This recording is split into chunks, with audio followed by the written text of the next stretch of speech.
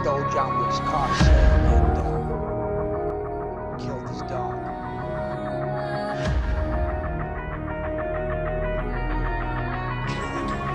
Nothing can stop and nothing can change it. You better just make new living arrangements. If you think you the top and king of the castle, you about to be thrown off the throne and ripped a new asshole. All I hear is I'm best at this and I'm best at that, but I don't hear my name, no name brought up in rap, and I don't usually trip a tag, get caught up in that. But when they say one of the best in the way, thought of is that not even the same league as Jay-Z, Nas, Pop, Biggie, or maybe the name me somewhere down the bottom right after AC, or say he ripped the Biggie verse of the Jay-Z. Yo, his verses were crazy and renegade beat, but I ain't never bought no whole CD or shady, and all I hear is pop tunes come on the radio. Oh, when they play them 20 times in a row daily, and the very well maybe. So hard and got so far, but in the end, it doesn't even matter. I had to fall to lose it all, but in the end, it doesn't even matter. Yeah, no turning back now. I wanna be pushed aside, so let me go. No turning back now. Let me take back my life. I'd rather pay all the love. No turning back now. Anywhere on my own, 'cause I can say. No turning back now. The very worst part of you is me. I remember what they taught to me. Remember condescending talk of who I ought to be. Remember listening to all of that and this again. So I pretended I'm a person who is fit and pretend everything is what I want it to be. I look exactly like what you had always wanted to see. When I pretend I can forget about the criminal I am, stealing second after second just 'cause I know I can. But I can't pretend this is the way it'll stay. I'm just Trying to bend the truth, I can't pretend I'm who you want me to be. So I'm lying my way. be like this. This isn't what I wanted to be. I never thought that what I said would have you running from me. Like this. This isn't what I wanted to be. I never thought that what I said would have you running from me. So hard and got so far, but in the end, it doesn't even matter. I had to fall to lose it all, but in the end, it doesn't even matter. Yeah, No turning back now. I wanna be pushed aside, so let me go. No turning back now. Let me take back my life. I'd rather pay all the No love. turning back now. Anywhere on my own, 'cause I can say. No turning back now. The very worst part of you is me. People keep asking to run back, and I haven't really had an answer. But now, yeah, I'm thinking I'm back. Can you picture my prophecy? Stress in the city, the cops are topping me. The project is full of bullets, the bodies is dropping. They ain't no stopping me. Constantly moving while making millions. Witnessing killings, leaving dead bodies in the abandoned buildings. Carries the children cause they're illin'. Addicted to killing and the appeal from the gap billing. Without feeling, but will they last? So be blasted, hard-headed bastard. Maybe you're listening this casket, the aftermath. More bodies being buried. I'm losing my homies in a hurry. They relocating to the cemetery. Got me worried, stressing my business blurry. The question is, will I live? No one in the world loves me. I'm headed for danger. Don't trust strangers, put one in the chamber whenever I'm feeling this anger. Don't wanna make excuses, cause this is how it is. What's the use unless we're shooting? No one notices the you. It's just me against the world. Hard and got so far, but in the end, it doesn't even matter. I had to fall to lose it all, but in the end, it doesn't even matter. Yeah, No turning back now. I wanna be pushed aside, so let me go. No turning back now. Let me take back my life. I'd rather pay all the No love. turning back now. Anywhere on my own, 'cause I can say. No turning back The now. very worst part of you is me. I gave him an impossible task.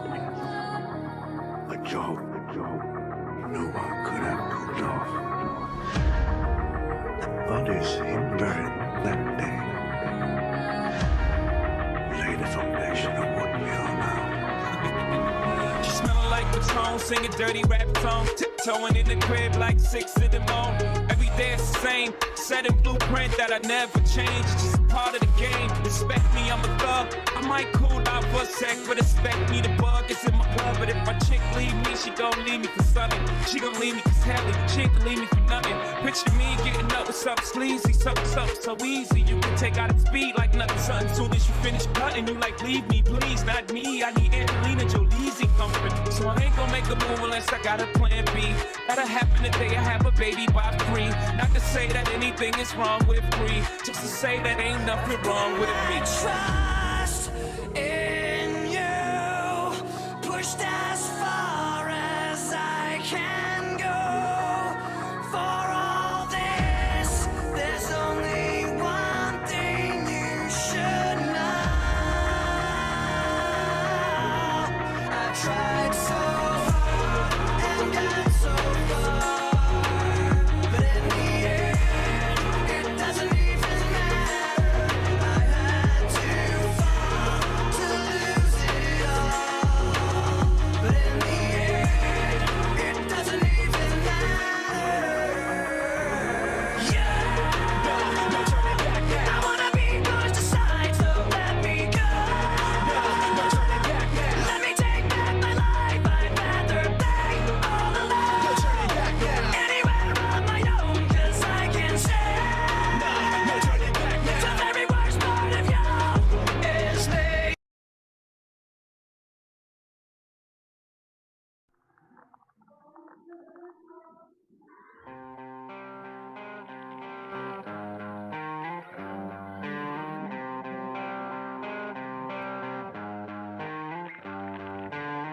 Sweet dreams are made of these. Who am I to disagree? Travel the world and the 7 seas. Everybody's looking for something. Some of them want to use you. Some of them want to get used by you. Some of them want to abuse you.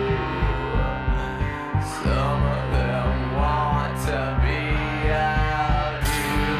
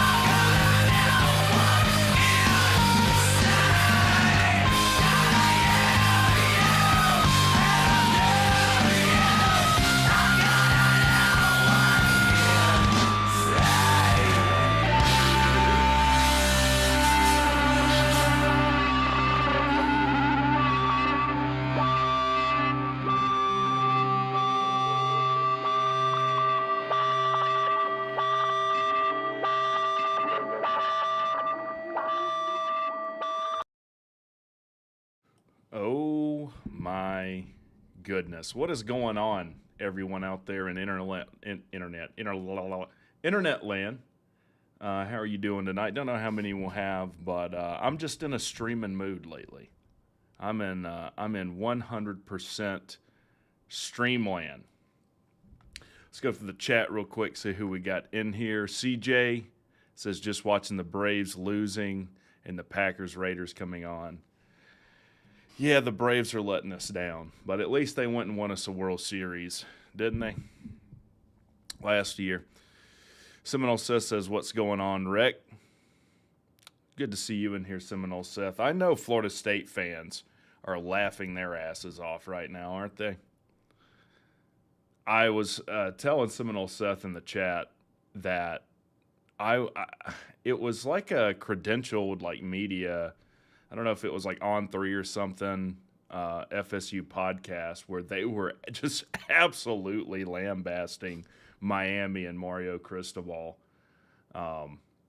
saying it couldn't happen to a worse fan base, and he's so happy that they're in pain, which sounds like I sent it to C-Dog. He's like, that sounds like how I feel about Georgia fans. So, I mean, this is blown up now where it's outside the realm of football. Like, this is a national, just generic national news story now. I was listening to, what is it? Is it John Klatt or Joe Klatt? And what was he saying? Basically, like, this is something that you don't live down too easily. We'll talk about it a little bit tonight. Who else we got in here? T-Far says, I think every team that receives the ball first this Saturday should do a QP nil on the first play of the game. Yeah, I guess just to show the example. Just to show an example, this is how it's done. By the way, we'll talk about that too. Some irony in how Key ended that game. Buzzed Talk with Face Zach with a $5 super chat says, posted my first video today, right? You should watch it if you get a chance. Is it on Facebook? Drop your channel link, and yeah, we'll definitely look at it. Bro, yeah, I said football God said, oh, you want to go that way, huh? Made me think of Breaking Bad. You want to go that way, huh? Okay. FaceX says, bro spit in the face of the gods and paid the price. Yeah, I mean, that really is what happened. And what kind of sucks is that the narrative is just the mess up by Miami. And I get that. And I'm playing into that too, right? But it really doesn't do justice to Georgia Tech had to come out and keep Miami from scoring points. They had a ton of yards, but give it up to Tech's defense. They prevented Miami from scoring points. Tyler Van Dyke with 3 touchdowns. They get a penalty when the running back dives into the end zone. Brooks baits an interception that Van Dyke throws. And even when, whether it was a fumble or not, they should have never been in that situation. And we still had to go 75 yards. Shout out to Christian Leary. Shout out to Christian Leary, man. See who else we got in here. Am I missing anyone? Captain Jack says, I'm still not over this win. We got Captain Jack Sparrow in the house. Yeah, I mean, the thing is we're on a bye week too. So, I mean, I got a lot of time to talk about this stuff. Mario got it confused. He thought it was the national anthem and he didn't want to kneel right then. Okay. Not going there. The only possible thing, Mike Jones says, the only possible thing he was trying to get style points, I guess. No, I'll go into exactly what I think it is. And again, it's just speculating, but we're trying to make sense of something that just doesn't make a lot of sense. Homebrew Buzz says, go Jackets. What's going on, Homebrew? Well, if you saw the title of the video, you see Hank Hill and you see Mario Cristobal. And the question is, who called it worse? And actually, I had forgot about this episode or this clip. We're going to check it out. Tell me if you think that, like, this is where Hank Hill's trying to mess up, but I think it just fits. Let's see.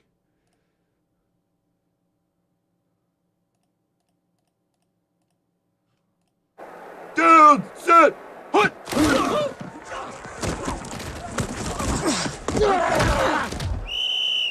Oh, Nelly, the Nebraska coach's knocked-out call. Assistant coach Will Benton is going to have to step up. Doesn't look like he's ready for the job.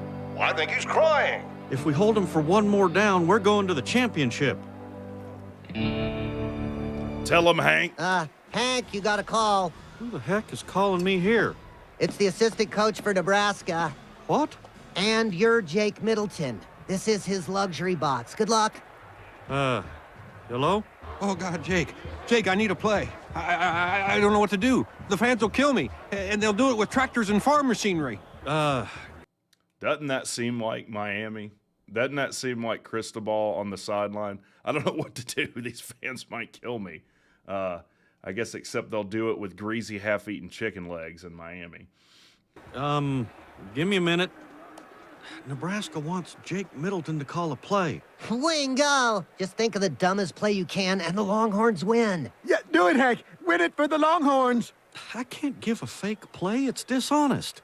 It might even be illegal. Hank's right. We could get in trouble. Don't do it. It's wrong. Then again, I'm not sure if helping Texas is ever wrong. It isn't.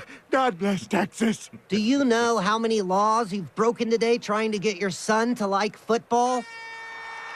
Go, Horns, go! Go, Horns, go! Go! Yes, this is Jake Middleton. Okay, here's what we should do. Have the quarterback pitch the ball to the halfback who will quick kick it to the coffin corner. A quick kick? But we'd just be turning the ball over. Well, that's why it's a good play. Texas will never be expecting it. Well, yeah, it's stupid. Hey, you called... So, this is the question. What was a worse call? This purposefully bad call where Hank is trying to sabotage Nebraska as a Texas fan? Or Mario's call? Because, spoiler alert, one works out and one doesn't. Buzz, that's Face That Yes said, yeah, it's on my YouTube page, Rec. The one I'm on now. Okay. Well, what do I search, or can you just drop the link? If you're a moderator, you can drop the link for it. That way I don't have to go find it. Called me. If you didn't want Jake Middleton to give you the play, you shouldn't have called Jake Middleton. Yes, sir. It's done. Dad, they're setting up!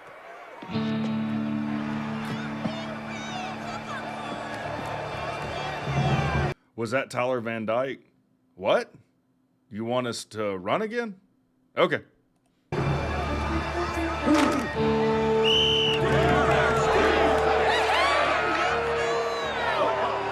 This is exciting. Hank, you should really come in here and see this. And it's desperation time. 69, 69. Hut. Takes the snap. A quick kick. The Longhorns look confused. They scramble. All Texas has to do is let the ball roll dead and it's lights out. Holy Moses, that's a live ball. Nebraska wins. Nebraska wins.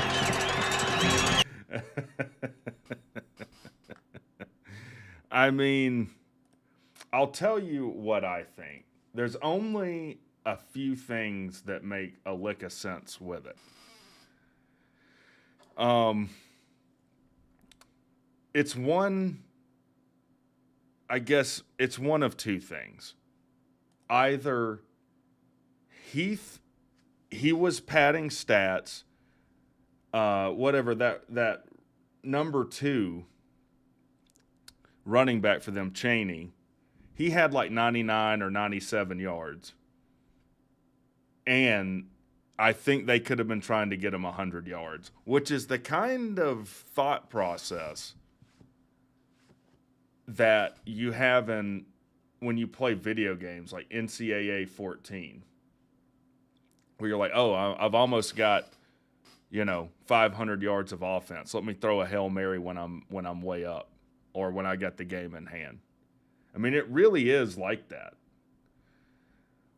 That, or he thought Brent Key had a timeout that he didn't have, or along with the stat padding thing, he thought he wanted to run the ball again. Maybe Cheney breaks through and they go up by 2 scores. Margin of victory, comes into play with college football playoff committee. I think the most likely thing is he was just trying to pad Cheney's stats. Now, he was asked about all of those things. We reacted to that interview last night on the live show. He said, no, we should have just taken a knee. Because the reporters are literally trying to make sense of it. Like, well, was it one of those things? Did you not understand the situation? Like, what is it? Did you not understand the situation? Or did you understand the situation and made that call anyway? It's brutal. And not only does it take away from, I think, the good game that Georgia Tech played, it takes away from some other really good college football games. Like, honestly, the narrative after this weekend of college football should have been about Oklahoma taking down Texas. That was one of the best football games I've ever seen. I watched that whole game. It had everything. They blocked a punt. They had trick plays, lead changes all throughout the game. The way it ended, like, that should have been the narrative, except now everyone's talking about Mario Cristobal. Wahoo Brad says, I still can't believe that happened. Yeah, I mean, it most likely will go down. I mean, can you guys think of a worse coaching snafu? We talked about on the live show last night, or was it last night? Or maybe I read it today. It's like someone at the blackjack table sitting on 20 and hitting. That's what Mario Cristobal did last night. And to me, the ramifications now go way further than that game. I think that it might create discontinuity in their program as far as your coach literally. I mean, it is rare that you can look at a call that a coach makes and say that directly led to a loss. Woody Hayes punching the Clemson player was worse? No. As egregious and, like, ethically sideways as that is, it made more sense than what Mario did. Punching a player because he was for Ohio State, right? Clemson intercepts the ball and he punches him in the jaw as he's coming down the sideline. You can at least, the logic makes sense. He was pissed. He made a bad moral decision.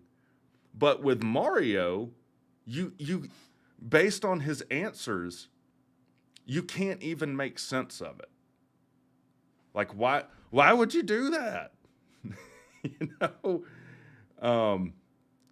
Now, the ironic thing, and this is where, like, I do think some criticism needs to go to Brent Key.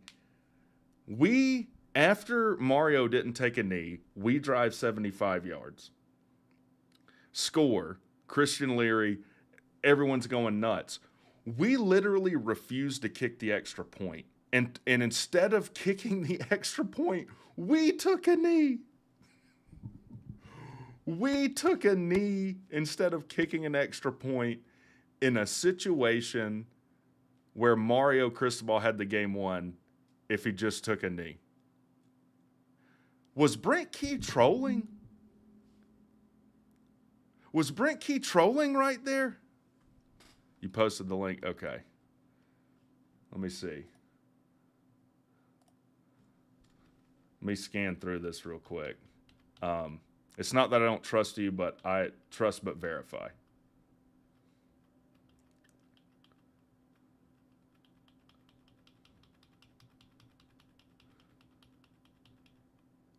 I tell you what, I'll watch the first few minutes of it in a second, and then I want everyone to go watch the rest of the video. Like, I don't want to absorb all the views from your video, in other words. So I'm going to watch part of it, and then I want you guys, after the show, to go watch the rest of it on his channel. But before we get to his video, like, in fact, let's take a poll. Let's take a poll, because this could be the greatest troll literally in football history. If Brent Key took a knee instead of kicking an extra point to troll Mario and show him how to take a knee, that's the funniest thing I've ever seen in my life. Hold on a second. Start a poll. Was Key trolling Mario? It's a me, Mario. Maybe because Mario in Nintendo games, I don't think he can take a knee. He can just squat. Maybe that's what's going on. Was Key trolling Mario when he took a knee for the extra point? Because honestly, that makes more sense than probably what the truth is. Start poll. The explanation that I've been given is we didn't want two things to happen. And this is where I think Key was absolutely just way overthinking the situation. What is Occam's razor? The simplest solution, all else equal, is usually the correct one, right? Keep it simple. There was two things that I'm told we didn't want to happen. We didn't want them to block it and return it, which I guess you get 2 points for. That, I don't know if I can remember that ever happening. And I still don't know how, if we kick the extra point, it's 1 point for us, but if they block it and return it, it's 2 points for them. And then they get the ball back after possessing the ball. That's weird to me. But anyways, what's going on, TK? So we didn't want that to happen. And then I'm also told we didn't want to take a penalty and then have to kick it from like our own 10 and then them mount a good return and have good field position to try and score, or bring it back. And well, first of all, they couldn't touch the ball or the game's over anyways. This is what's so stupid about it. And I really do think Brent Key absolutely boggled this. And we tried to play IQ 1000. So we do that. We take a knee instead of running, or instead of kicking the extra point. Then we kick it out of bounds. Now, I know we didn't intend to kick it out of bounds, but we still kicked it toward the sideline like a mini sky kick. But think of the situation. They're not going to touch that ball if there's any chance it's going out of bounds, which means it makes way more sense just to kick it downfield. They eventually have to touch it or fair catch it. If they fair catch it, the clock doesn't run.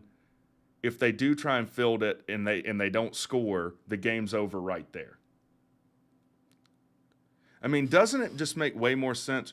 Just tell the guys you'll literally murder someone on the sideline if they get a penalty. Kick the extra point. And just kick it downfield, even if it doesn't go to the back of the end zone, even if they do mount a decent return. Because the same thing happened. They still had excellent field position to win that game with all that pageantry and nonsense. Like, am I thinking crazy?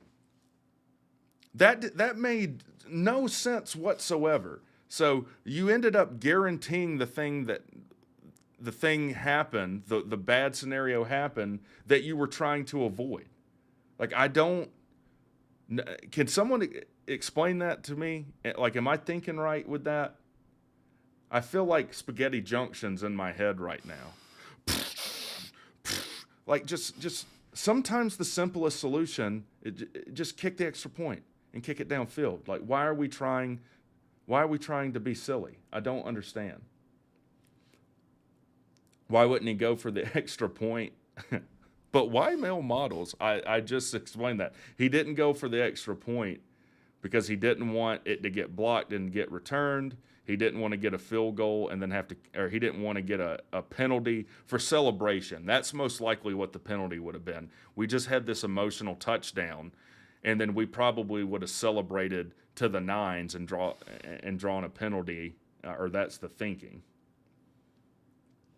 Let's end the poll. Okay. Sorry, TK. End poll. End poll.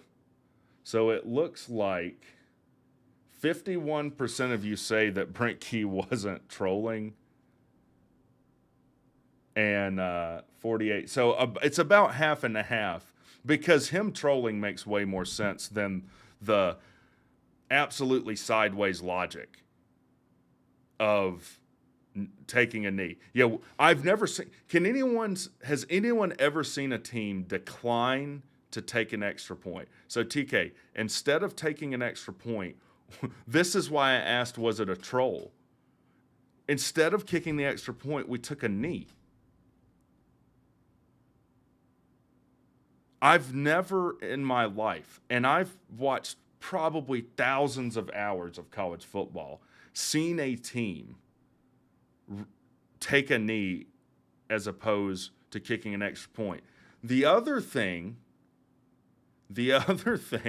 and I guess I'm trying to think, is there a scenario where they could have kicked a field goal? I don't think so. But we instead of going up 4, we go up 3, which is also just like, it's like, I mean, I hate to say it, we're trying to out-stupid each other there toward the end. You take the knee if you're Mario Cristobal. Like,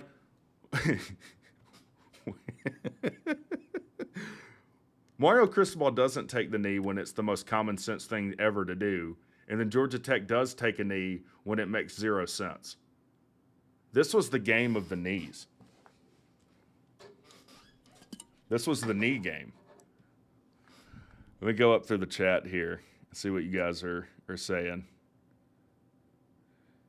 You get 1 point for the return, I thought. Let me look that up. Now, by the way, I want the whole world. I looked up, because I was talking to Sea-Dog today. I'm like, what is the clock situation as far as how much time versus how many timeouts and taking a knee? So I looked it up so that we can all be on the same page. Maybe Mario's listening.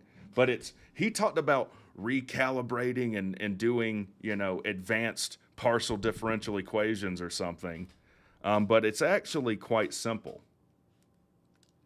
In order to successfully run out the clock by kneeling, there must be less than 40 seconds on the clock if the opponent has no timeouts. When they snapped the ball, there was 36 seconds. There has to be at least 1:20 if the opponent has 1 timeout, or 2 minutes if the defense has 2 timeouts remaining. At the snap on a first down, additional 40 seconds can be run off. There you go. So 40 seconds if they have 1 timeout, 1:20 if 40 seconds if they have no timeouts, 1:20 if they have 1 timeout, or 2 minutes if the opposing team has 2 timeouts. And guys, I just Googled that.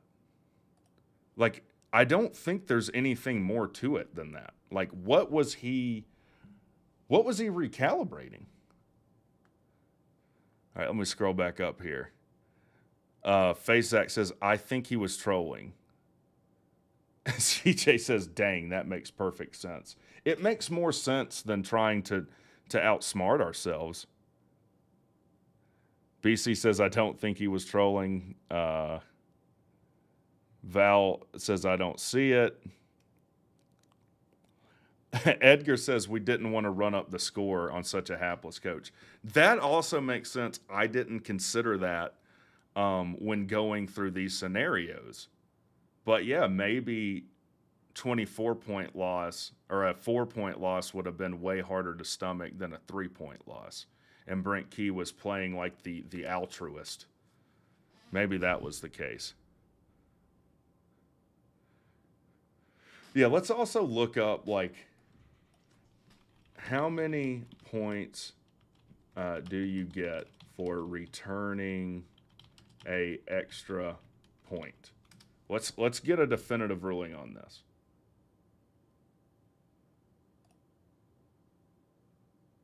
If an extra point kick is blocked and returned, it is worth 2 points, and it is not considered to be a touchdown. A blocked extra point is rare at all levels of football. See, that's the thing. To make that decision, you're assuming that more vanishingly unlikely things are going to happen. Again, they'd have to block it. They'd have to field it. They'd have to return it. We'd have to fail to cover and let them return the ball. And we'd still have the lead. It wouldn't change anything. They still wouldn't have enough time to kick an extra point or kick a field goal, and they still wouldn't. They would still have to go to the end zone. This is honestly incredible. This is honestly incredible. I also think, like, was this like a practical Joker's thing? Okay, now run the ball. Tell Mario to run the ball.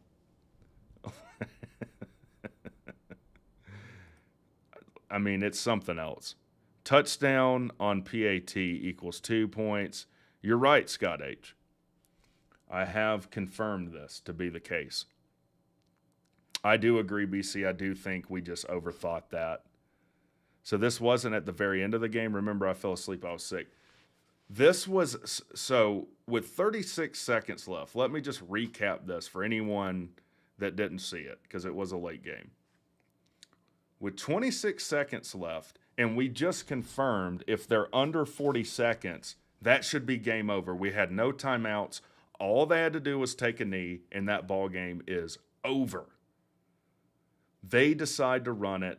They fumble it. The fumble is somewhat controversial. This is what, a lot of Miami fans on the internet are saying. There's some conspiracy. That, man, there's a conspiracy. Conspiracy for what? Georgia Tech has zero national following.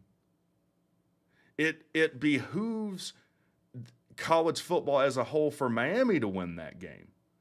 How could you ever think that there's a conspiracy for Tech to win the game? Anyways, they fumble it. We get the ball on our own 25 with 26 seconds left. 2 plays later, Haynes King throws a 44-yard touchdown pass to Christian Leary with 2 seconds left on the clock. That's when we decide to take a knee and I guess show Mario how you take a knee. Totally throw Mario instead of kicking the extra point. Then we kick it out of bounds. They get it like on their own 45. Definitely within, and this is the other thing. Tell me what you guys think. That hook and ladder BS, to me, is also way lower percentage of working than just throwing the Hail Mary. I think that was another completely stupid decision. I think your odds are better if the end zone is within the arm strength of your quarterback, which I would think every quarterback in Division I Power 5 college football can throw it 55 yards. Especially with how great that I heard Tyler Van Dyke was. Instead, they do this lateral hook and ladder nonsense, and that is what ends the game. Mario deserved to be trolled. I know inflation in the U.S. is high, but $8 million per year should buy you good play calling. This is the other thing. When I listened to these Florida State people commenting, and we don't really think about this because we're not behind the scenes. We don't hear what's in the coach's headset. But there's literally like 10, 15 people who have the ability to talk to the coach in the headset. Now, a lot of times he'll say, hey, I need this guy to shut up. I want to hear, what do you think? You know, if it's key, hey, Buster, what play are you thinking about here? Everyone else be quiet. So there was at least 15 or 20 people who had an opportunity in that situation for Mario to speak up and say, take a knee. My God, take a knee. And that would be interesting if that ever got leaked. I have to think someone spoke up. There's no way that everyone on staff sat by with the ability to talk to Mario directly and none of them said, take a knee. There's no way that didn't happen. The only explanation is he was trying to pad stats. It's the only one that makes any sense. Mystic says, I think the thing is they put a scenario where they block it, get 2 points, then a scenario where you get some penalty and they could win with a kick the way he did. You'd only end with a tie and OT. I don't see how that's possible. How in that situation do you end with a tie? So help me through this, because I'm not the smartest guy. I've killed a lot of brain cells in the past. You know, I've multiple concussions from me playing football, but it was 23-20, right? When we scored. If they block it, if we choose to kick, they block it and take it back, it's 22 to 20. Or yeah, it's 22 to 23. It's 22 to 23. There's still only 2 seconds left on the clock. There's not a scenario where they could tie the game, right? Like, I don't see how that's possible. Like, I don't think there's a scenario where they could have, like, that still that makes sense to me. You can't fair catch a squib kick. We didn't really squib kick it, though. Or maybe we did. But again, if you're going to squib kick it in that situation, you can't have it go anywhere toward the sideline because they're just not going to field it. Like, they're just not going to field it. If we go down 2-0, we won't come back. I made the wrong call. Yeah, maybe we'll look at that press conference later, but he did have another press conference today. Because, like, last night, and I didn't think about this either when I was watching it, and he said, well, he kept saying we messed it up. I mean, he's the guy that makes the call. That is 100% a situation where the head coach should say, you're out of your mind. We're taking a knee here. Don't you dare, call a running play. We can't beat the Phillies. Did we lose to the Phillies? All right. Let me go over here and see what Face Zach's video is. See what Face Zach has to say.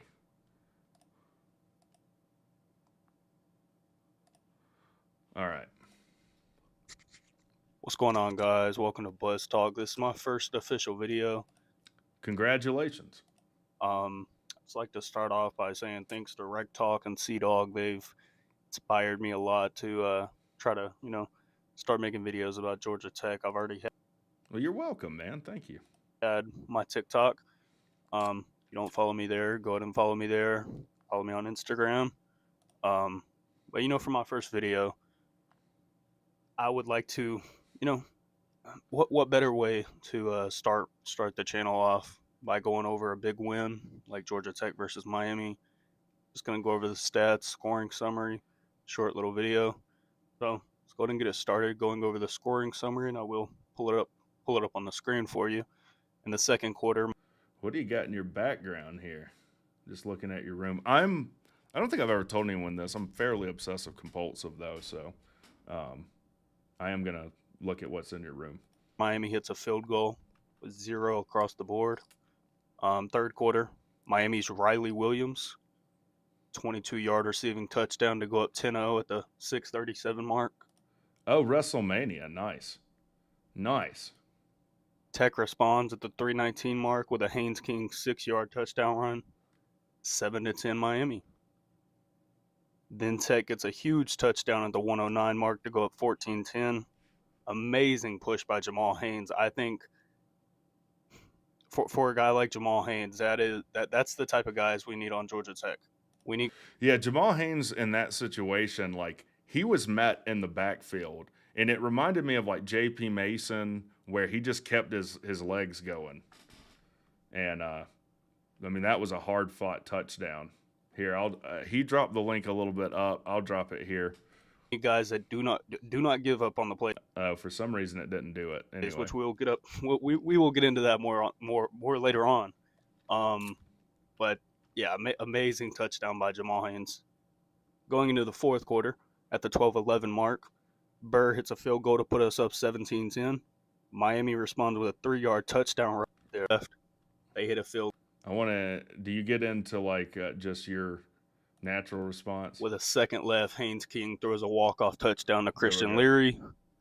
44-yard walk-off touchdown. Amazing play. Not to be overlooked by the amazing play beforehand by Malik Rutherford. Yeah, I mean, that ball was perfectly thrown by Haynes King. Right over the fingertips of that Miami defender, and a really good catch by Malik Rutherford. Amazing drive. 75 yards, 2 plays. In terms of team stats. Okay, so you said toward the end. WreckTalk has said 50,000 times. Currently, he taught them how to tackle. Like WreckTalk has said 50,000 times since the end of the game. I don't think we missed a tackle at all. I do not think we missed a tackle. I couldn't find one. I've gone back and watched a good bit of the game. Our defense looked like a completely different defense. Now, of course, was it perfect? No. And I'll go over Miami's offensive stats, and I'll tell you why it's not perfect. But they stepped up and they made the big plays. They made the big plays that won us this game. As simple as that. Yeah. Paul Moala, 4 tackles, 3 assists, 1. And Paul Moala, like I've been super critical of, he stepped up, and he stepped up in a big way. In fact, Kelly Quinlan put out a tweet. He got kind of snubbed for ACC Defensive Player of the Week. Like he's the one who ripped that ball out, despite what anyone might think, whether it's a fumble or not. He had the wherewithal to know the situation and pull that ball out. You know, he did it. He never gave up on it. And that was the story for Tech today. They never gave up. Sack, strip the ball. Coming into this game, I didn't even know if we would have a sack, let alone senior Paul Moala would do it. Amazing game by Paul Moala. 1 sack, 4 tackles, and you strip the ball to let Kyle Kennard get the fumble recovery. Amazing game. We were very critical on him, and he came in. He stepped up. He showed what a senior in college football is supposed to do. I absolutely agree. So I don't know why it won't straight copy the link, but yeah, it won't. Anyways, if you want to drop that in there, man, I'm going to sub this guy up. I'm in a different pane here, so let me go over here. I'm going to sub him up right now. You guys sub him up too. Put on those notifications so you know when he's coming out. Man, I'm so happy we got another guy in the Georgia Tech community, man. I'm happy that you're doing it, and if I could give any advice, your final thoughts towards the end, but you don't want them to go watch your video for that? Yeah, I can do that. I can do that. Luckily, our secondary learned how to tackle. We did not learn how to tackle. He would have got a stop. You, Cheney. All right, here we Tyler go. Van Dyke this. Tyler Van Dyke that. That blah blah blah. I'm not gonna say he's a bad quarterback. I'm not gonna say that because from before this game, what I've seen from him, he's a good quarterback. I don't Tyler Van Dyke's garbage. Hell with Tyler Van Dyke. think the hype was as big as people make it out to be. I'm just messing with you. He's a good quarterback. So I won't completely trash on him. Bad game by him. Very good play by our secondary. Cheney, 24 carries, 106 yards, 1 fumble. You could make an argument that before that fumble, he was player of the game. You could. Oh, absolutely. Shit, I mean, you could say ACC Defensive Player of the Week. Even with the fumble, if Miami would have got a stop, you could still make an argument he was player of the game. Amazing game by Cheney Jr. And then, of course, Xavier Restrepo, 12 receptions, 123 yards. With a guy like that on your team, you would like to let him get some touchdowns, but our secondary played back a whole lot, and he's an amazing receiver. Amazing receivers are going to get open on secondary that isn't going to cover them a whole lot, but absolutely agree. Restrepo did tear us up, but look, they've got 3-4 wide receivers are all ultra talented. Like Faceak's absolutely right. I mean, you're just not going to hold all of those guys to no production. You know, I thought our defense, like he said, did as well as you could ever expect in that situation. Luckily, our secondary learned how to tackle. We did not learn how to tackle. If we didn't learn how to tackle, Xavier Restrepo catches those 20-yard bombs, 10, 15, 20-yard bombs, and then he takes it to the house. Thankfully, we know how to tackle, though. Final thoughts. Yeah, like I said, our offense wasn't really there this week. Like I said, I'm going to give them the benefit of the doubt and hope they can take this good win, good emotional win, go into a very much needed bye week. Agreed. Come out and look a whole lot better against Boston College. And our defense, on the other side of the ball, our defense, keep this up. I like to see them be a little bit more aggressive, but other than that, great game by our defense. They did a whole lot better than I thought they were going to. Well, there you go. That's Faceak, Georgia Tech's newest YouTuber. You saw me subscribe. You guys go sub them up.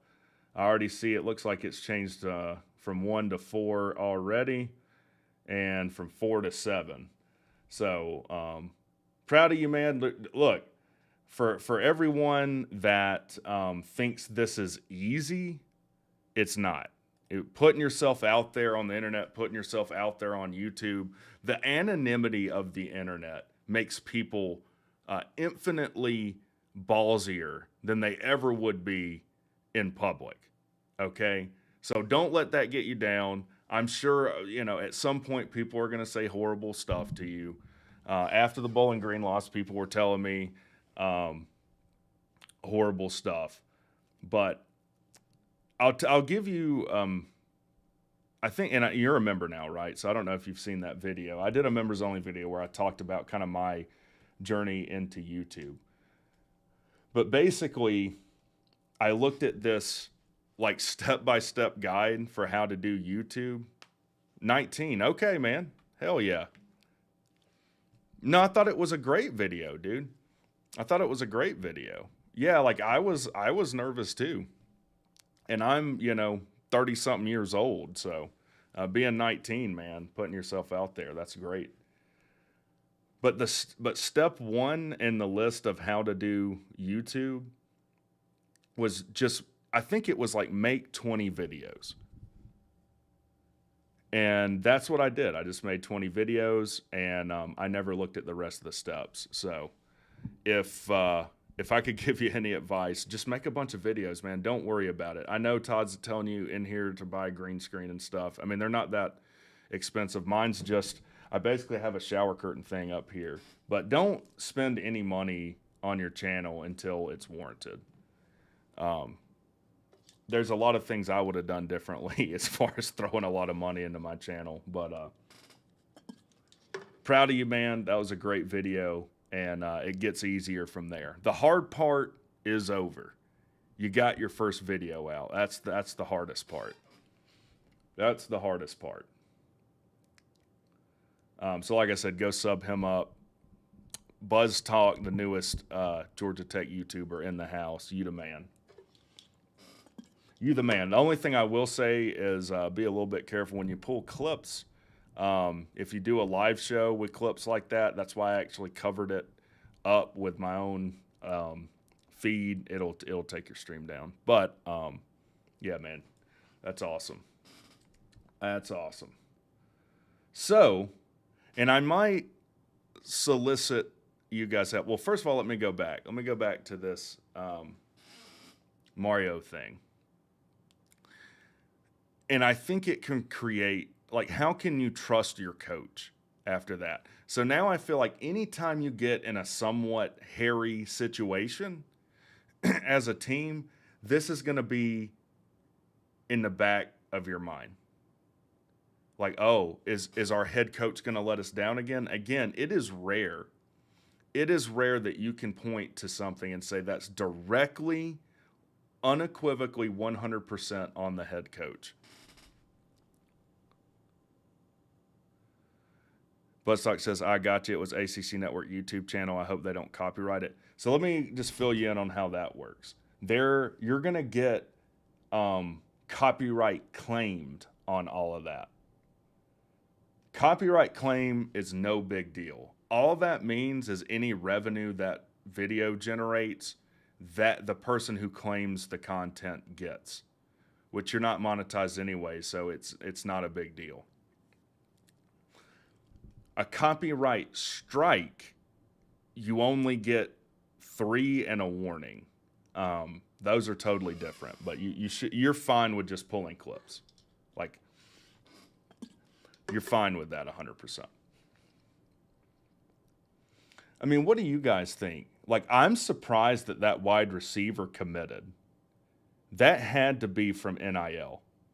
That could not at all have been correlated with the play on the field. I mean, it wouldn't make sense. It had to be that they threw a bunch of money at him, I'm assuming. I guess the Braves just hit a homer. Are they mounting a comeback? Let's go check out the Braves score. 4-3 in the bottom of the 8th. Wow. Can you be monetized if you can be monetized if you're reviewing clips, right? Yeah, like in a ideal perfect world, yeah, that should be fair use, but good luck fighting that every time that you use a clip. Now, I will say when I do film breakdowns, for whatever reason, if I put it in that Canovo software for film breakdowns, it doesn't copyright claim it. But yeah, in theory, you should be able to say this is fair use. They're going to automatically claim it anyways, though, and then you're going to fight it. I tried that once. I actually tried that with the Brent Key History of Key video. I got copyright claimed on the Goose is Loose 1999 George Godsey beating Georgia clip by some douche nozzles from a clip that's like 20 years old. I got claimed, and like I tried to change it up. So if you try and go that way, you just spend all your time editing, fighting, appealing, and you have no power there. Let's look at Mario's press conference from today.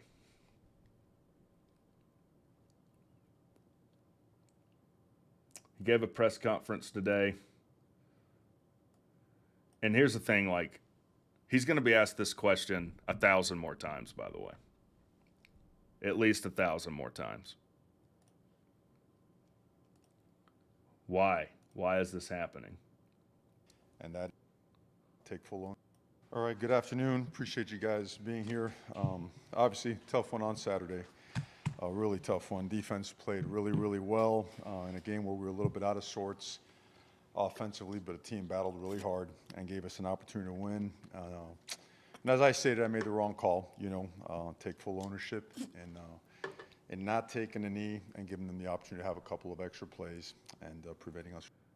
Oh, that reminds me of what I was going to say earlier. Yeah, maybe we'll react to some player interviews as well. I've said I don't generally like doing reaction to player interviews because I don't think they usually say anything worth reacting to. I mean, they're young men that are just trying to kind of go with the script. But we'll do that in a little bit.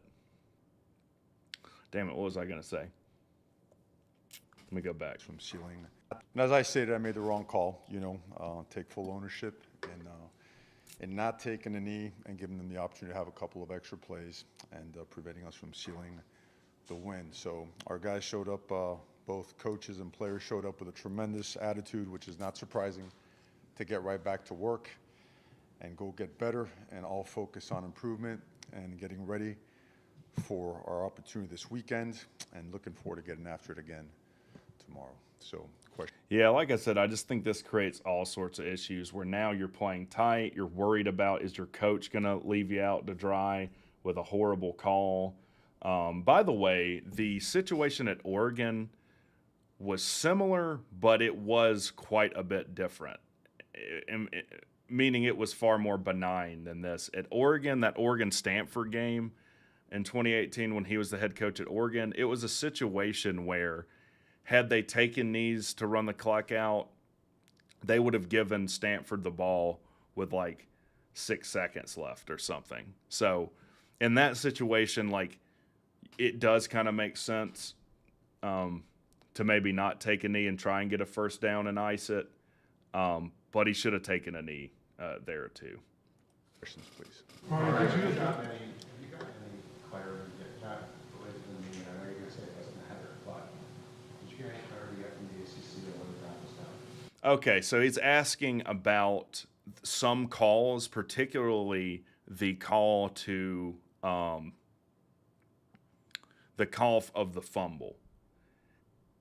And honestly, I feel like if you make the world's most boneheaded decision not to take a knee inside 40 seconds when the other team has no timeouts, honestly, you should lose your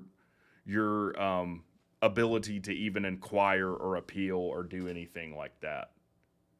Like, it doesn't matter. Like, you just have no footing. No, you don't have a leg to stand on. Like, when it should have never came to that. But that's what he's asking about. We have not received any clarity of when his elbow was down and it was called a fumble. Have not received any clarity. Well, the clarity would be that they determined that his elbow wasn't down when the ball came out, or the ball was starting to come out before his elbow was down. I mean, that's the only way it could have been ruled a fumble.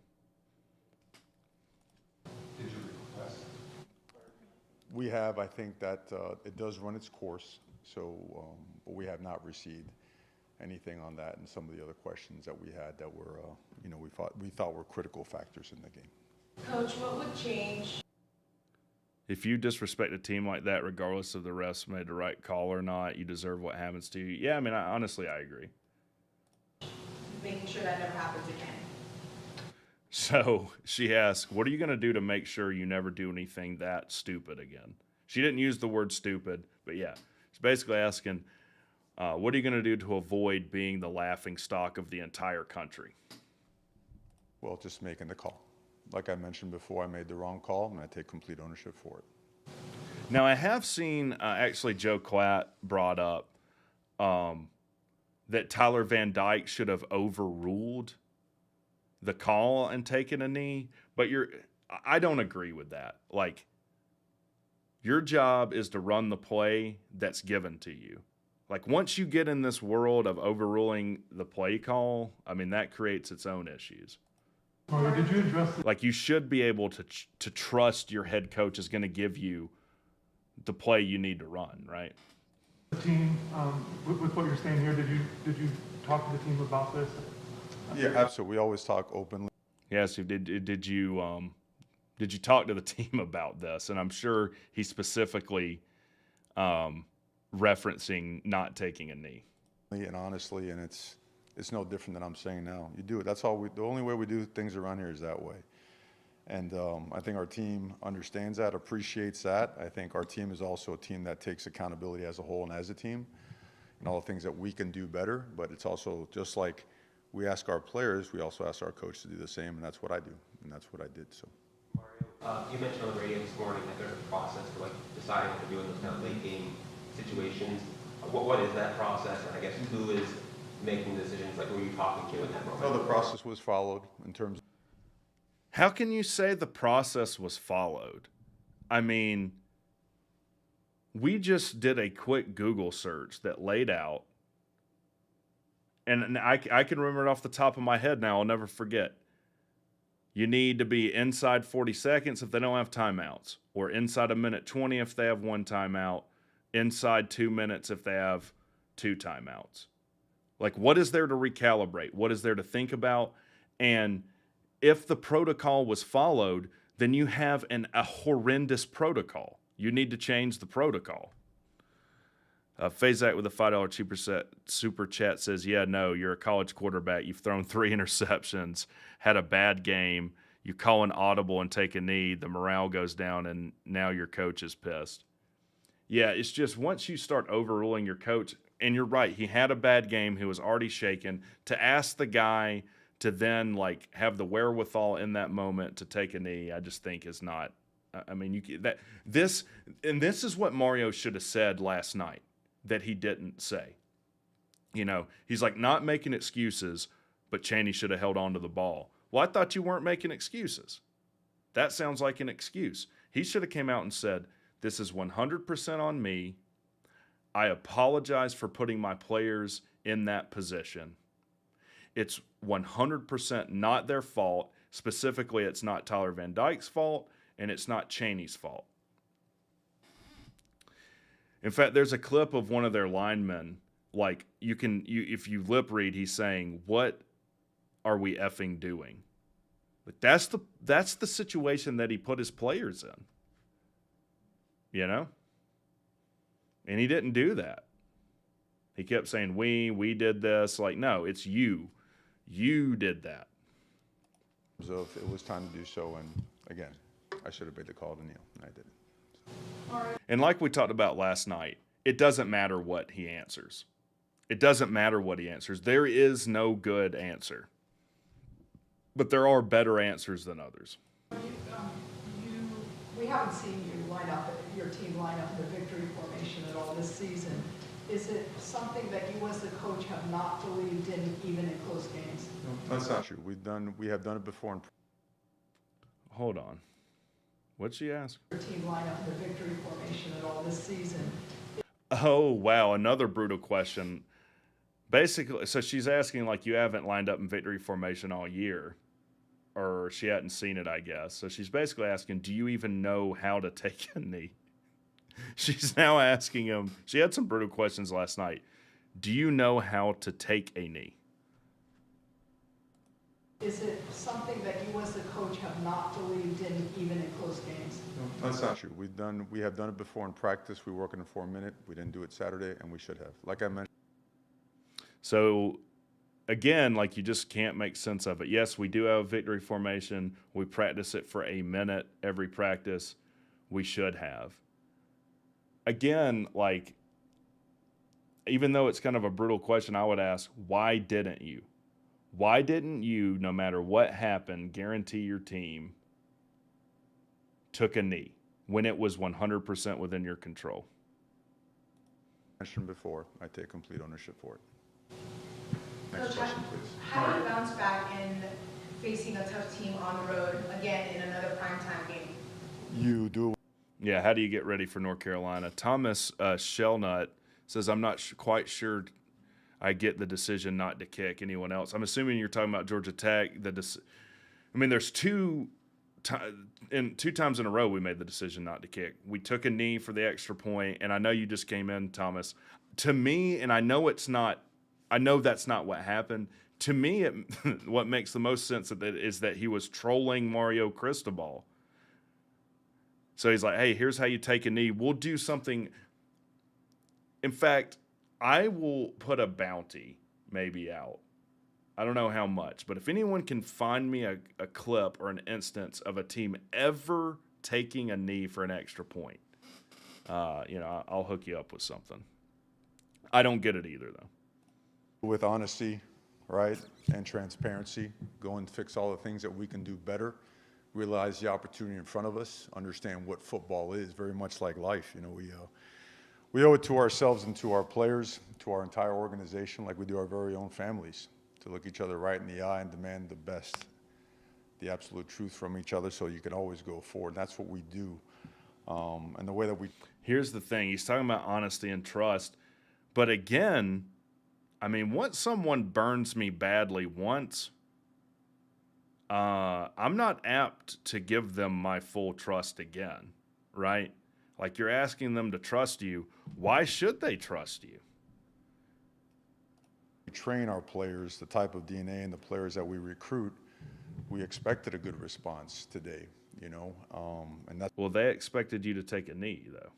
That's what we got, and I think you have a very, there's a lot of conviction in our preparation and processes, and the guys are they're very eager to get back to work and prepare for this weekend's opportunity.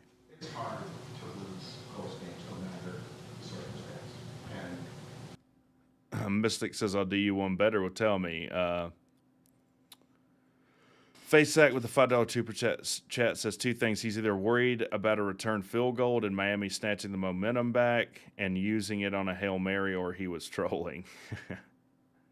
I don't see how these players can still trust Cristobal after that.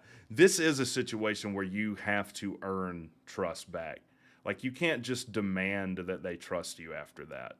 You have to demonstrate that they should trust you after that. Now, I'm going to go the other way a little bit after I react to the part of the interview I want to, because I don't think this is the end of the world for Miami either. It seems like it right now, but there is a path forward for them, just like there's a path forward after Bowling Green for Tech. it's unfair to judge this team against other teams because there's been a fragility here. When you lose a close game, it goes back. How much do you tap? We talked all summer, all fall, even some in the spring about how this team has a better attitude, leadership, professionalism. How do you tap into that? How Braves win. Top of the ninth, Braves go up 5-4. I'm guessing the game's over. That was a walk-off, right? So the series is now tied 1-1. Wow. Let's go, Braves, baby. Talking about Azuna. Talking about Matt Olson. Now I can't remember. I can't remember that guy that's such a stud. Now, I don't watch much baseball, but hell yeah, go Braves, baby. And it couldn't, like, I would love to beat the crap out of the Phillies. I hate the entire city of Miami, I also hate the entire city of Philadelphia. And there's a long line of people that have disdain for those two cities, so I don't even feel bad about it. you need that right now? How do you tap into that to get past this? Yes, sir. I think they've tapped in on a couple occasions this year. I think our team tapped in during the Texas A&M game when we started off in a hole and just kept climbing out of it. I think Saturday there was a lot of tap in as well. I think it's exemplified maybe in a play like Tyler's interception. How he runs 65 yards across the field and forces out of bounds and forces a field goal and gets a chance to win.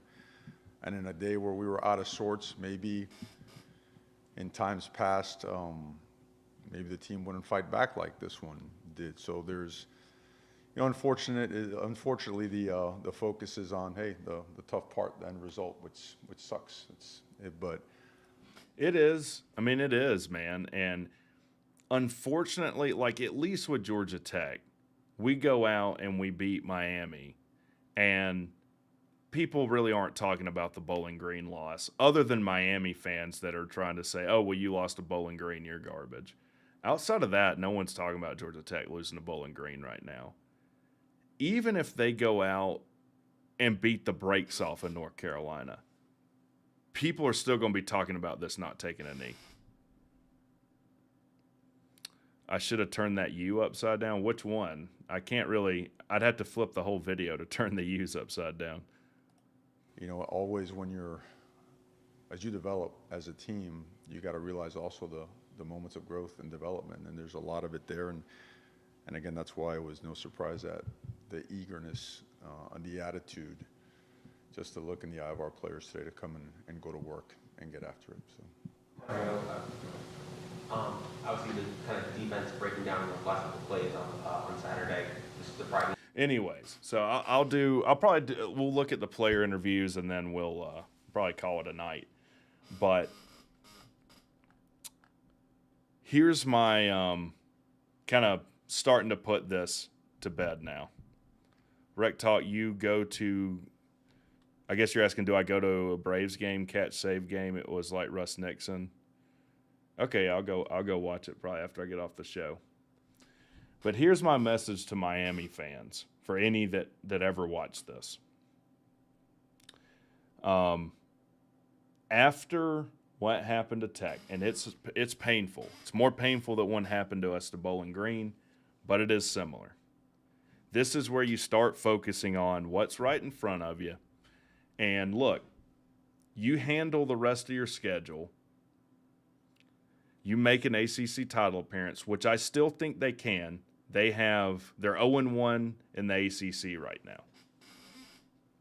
So it hurts that it's a conference loss, but you're 0-1 in the ACC.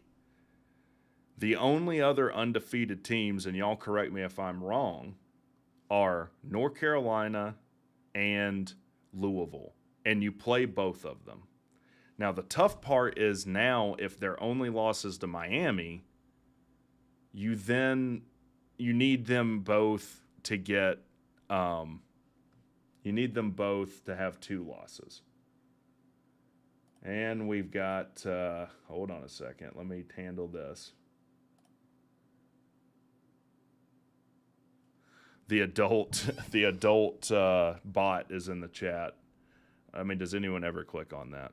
Oh, they play FSU. FSU's undefeated. That's tough because now you need all of those teams to have 2 losses if you're their only loss. No, never mind.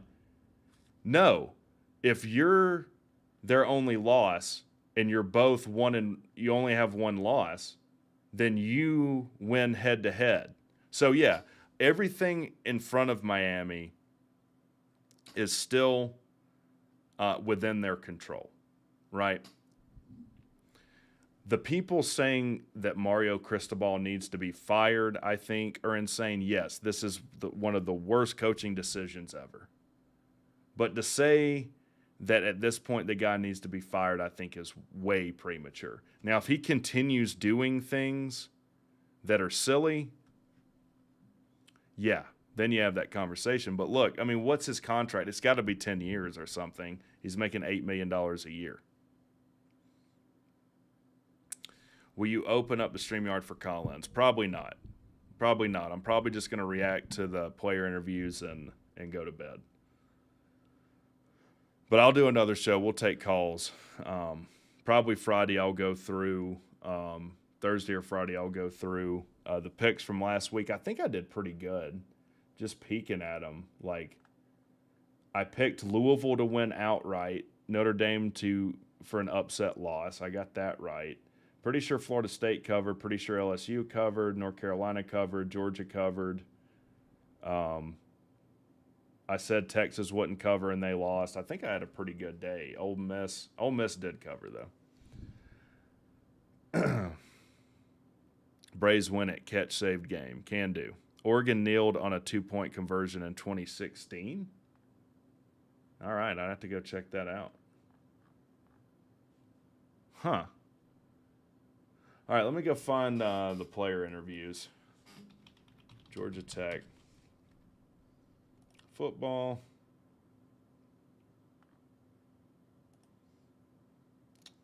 All the way turned up. You got to do call-ins on Sunday, Monday, or Tuesday when I'm not working, Rec. I want to call in or be on one day. Oh, for sure. Maybe the ACC show's tomorrow. So I guess it'll have to be Sunday. All right, here we go. So we just did. All right. This is kind of long, so I don't know if I'll get through all of it. That's what she said. But let's see. It's 22 minutes. I don't know. We'll see. We'll see how much of this we get through. Go ahead and open up your questions. Kelly? What happened with Van Dyke was getting some nice plays, particularly the one slot guy, but you guys made some big plays, got some interceptions. Was it just film study? Was it guys being more locked in? Kind of what did you credit those terms? So, first of all, Kelly Quinlan, I think, is always the first question. We've talked about Kelly Quinlan on the channel. Long time, reporter for Tech. But he's basically asking, what do you attribute the good defensive back play to? Really our preparation throughout the week. We went in knowing that. And this is Miles Sims, I believe. This is a good team, ranked top 10. So we had to just, stick to what we knew, stick to our training, and going out there and execute. Not playing outside of our frame or outside of who we are. We sticking to the code and sticking to the game plan, which really kept us in line. Play by play, perseverance. Yeah, I mean, look, again, shout out to Kevin Scherer. I think, and this is something Kelly Quinlan actually said, I think he simplified the defensive playbook and just got back to playing fundamental football, which is what we needed, and that showed. Val Loves Doggers, says there is a possibility FSU, North Carolina, and Louisville all go 12-0. So I guess none of them play one another. But they all play Miami, which is what, makes it interesting. The problem at Tech is so easy to fix. Just schedule ranked teams on the road from now on. You'll never lose. Brent Key's #1 in the country in his tenure thus far for road underdog wins. He's got 3 now. We've gone through them before. He beat Pitt on the road. And they're also all 20-point or more underdog victories. So he beat Pitt on the road. They were 21-point favorites. And by the way, that was his first game ever as a head coach at any school, anywhere. Goes on the road and beats Pitt. They're also all conference wins, yeah. And they're ranked. So he then went on the road and beat North Carolina. Broke North Carolina last year. I think they were like 23. I think they were 23 or 23.5 point favorites. We end up winning that game. And then this one, 20-point favorite to Miami. Everyone was telling us they're back. And Brent Key had something to say about it. So, yeah, I would not be opposed to just playing all road games and just streaming the games with C-Dog. That's what's fun about being on YouTube right now is and being friends with C-Dog is usually I don't look forward to road games as much as I do home games because I go to all the home games. But now I don't know what I enjoy more, watching a road game with C-Dog or going to the game at Bobby Dodd. They're both a lot of fun. Also, Wake Forest was 3-0 at the time. Yep, they weren't ranked. You're correct. Coach Key actually mentioned you guys did a really good job in open field tackling this week and whatnot, which has kind of been a little bit of an issue kind of heading into this game. What's changed this week? What did you guys do kind of heading into this game that you hadn't been perhaps? Well, we knew we had to up our. I think he asked what changed for this week. Kind of the same question. Captain Jack says, I can't believe we lost to Virginia and Miami last year. Yeah. C-Dog and I talked about this today. We talked on the phone.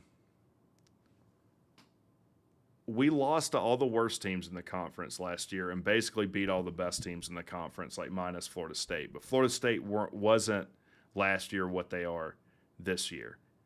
You want to talk about the most Georgia Tech thing ever. The most Georgia Tech thing ever would be to make a bowl with losses to Virginia, Boston College, and Syracuse, and wins against Georgia, Clemson, and North Carolina. Would that not be the epitome of Georgia Tech? That's why I say don't bet on this team. If you must bet, do not bet on this team. Oh, by the way, I'm gonna do a video about that. I saw an ESPN article about. I think Mario Cristobal's life might be in danger. I guess it's a common occurrence to do a parlay money line favorite bet, meaning you bet the money line, which means you're betting on who's going to win outright, but you bet a favorite. So a bunch of people this weekend had like Ole Miss, Georgia, a few other games, and then Miami on the money line. And one guy lost $46,000 because of that. Like, can you imagine? You're watching that game. You're like, this is the last game. I'm gonna hit. And then instead of winning 46 grand, you lose 7,500. That's why I'm telling you guys, do not bet on this team. I mean, you can keep trying it, adult dating site. I mean, look, give me free access to your adult dating site. I'll try it out, and if it works, we'll let them sponsor the channel, you know? I mean, why can't we just do that? Why can't we all just get along? I'm not opposed to debauchery. I'm opposed to you forcing debauchery on me. Let me choose the debauchery. Let me choose to be a degenerate. Don't force it.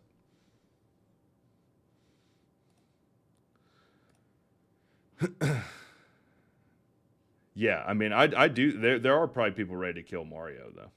Performance on tackling, so we just did that. You know, we worked at it really hard throughout the weeks, and got out here and executed. And so then it looked like he wasn't sure what to do. Miles gets to thinking, and so then it looked like he wasn't sure what to do. He got right at the goal line and then started to go like after he saw you cross. Kind of what was going through your mind on that play. So he's asking about that pick that LaMiles Brooks had the end zone. That was the pick that came after points were erased per a penalty when Chaney dived into the end zone. And he's saying, hey, it looked like he didn't really know what to do because he like stopped. And like if you take it out and get tackled on the 1, then you got to drive 99 yards. If you just knee it right there in the end zone, it's like a touchback and you get it at the 25, right? And if you watch the highlights that I put out today, which was fun, me and Sea-Dog are like, no, what are you doing? What are you doing? Mario should actually be afraid. Yeah, Buzz Talk. Did you see Boston College is at 12? I want home games to be at night again. It's killing me. I know, but we've had more night games this year than we probably have the past 10 years combined. This is the first noon game we've had this year. We generally never play night games. So I'm actually kind of happy it's a noon game. It kind of works out scheduling-wise for me. But yeah, no, I mean, night games are great. I was proud of Miles making the play, you know, in the fair clutch, you know, when we needed it the most. I'm proud of him, and I'm proud of the team, and I'm proud of the defense, you know, execute our scheme, most importantly, and just his hesitation at the line, shoot, I'm behind Miles all the way, whatever he does. Oh, I'll tell you why else I'm happy it's a noon game. Like, I was saying I wish this game was a noon game because when we play like 8 p.m., then we're playing over games that I really want to watch. Like, I really wanted to pay attention to Louisville, Notre Dame. I wanted to watch, I want to watch those primetime games. And if we're playing in that slot, I don't get to watch them live. I support whatever he does. Check. All right, too far, 26 seconds left. You get the ball back. What's your reaction there? And then when you see Christian catch the pass, what's your reaction there? Oh, that's game. Oh, so he's like, what was your reaction when Christian Leary caught the 44-yard touchdown pass after they didn't take a knee? That's game, baby. That's game. What do you mean, what was I thinking? I was thinking game. Christian catch the pass. What's your reaction there? Oh, that's game. Game. Game time. Did you have confidence that the offense could go down again? Absolutely. What a dumb question. Did you have confidence that your offense was going to march down the field? Nah, man. I have zero confidence in our offense. They're garbage. I actually hate our own offense. They piss me off. Like, I don't know why they ask completely stupid questions like that. Of course he's going to say you had confidence in him. Otherwise, why are you playing on the team? What's up, Goose Sports says, yo, Fear the Spear Rogers, go Knowles. Bus Talk says, I work overnight 6 to 6, so I think that's why I don't like day games. It kills me to wake up for them. You're in the same boat. So 6 p.m. Yeah, that Papa WreckTalk is. Papa WreckTalk drives a truck at night, and so he comes in, and if it's a noon game, that's pretty hard on him. Basically, he's up for like 30 hours to go to those games. So I understand that. No timeouts. Absolutely. No doubt in your mind. Absolutely. Absolutely. Miami's quarterback only had 1 interception coming into this game. He had 3 tonight. What were y'all able to do to kind of confuse him and make him throw some of those? Yep, and we were told all week how garbage Haynes King was and how great TVD was. And I actually agree with Zach. I mean, I was kind of trolling when I said TVD was garbage. I think he had a bad game. I think the weather affected both offenses. You know, when you're throwing a heavier ball that's waterlogged, that takes adjusting. That being said, our defensive secondary put themselves in positions to confuse Van Dyke and to make plays on the ball, and they should be credited. Well, really, like I said before, we were just sticking to what we knew, sticking to our game plan, and just relied on our basic training. Schematic-wise, we just emphasize scheme throughout the week and make sure we, harp on the small details, the little details. So when we get in game, everything ties in. We just moving like water. So that's pretty much it. Oh, man, he's coming in with like the Bruce Lee. Man, how did you get 3 picks on Tyler Van Dyke?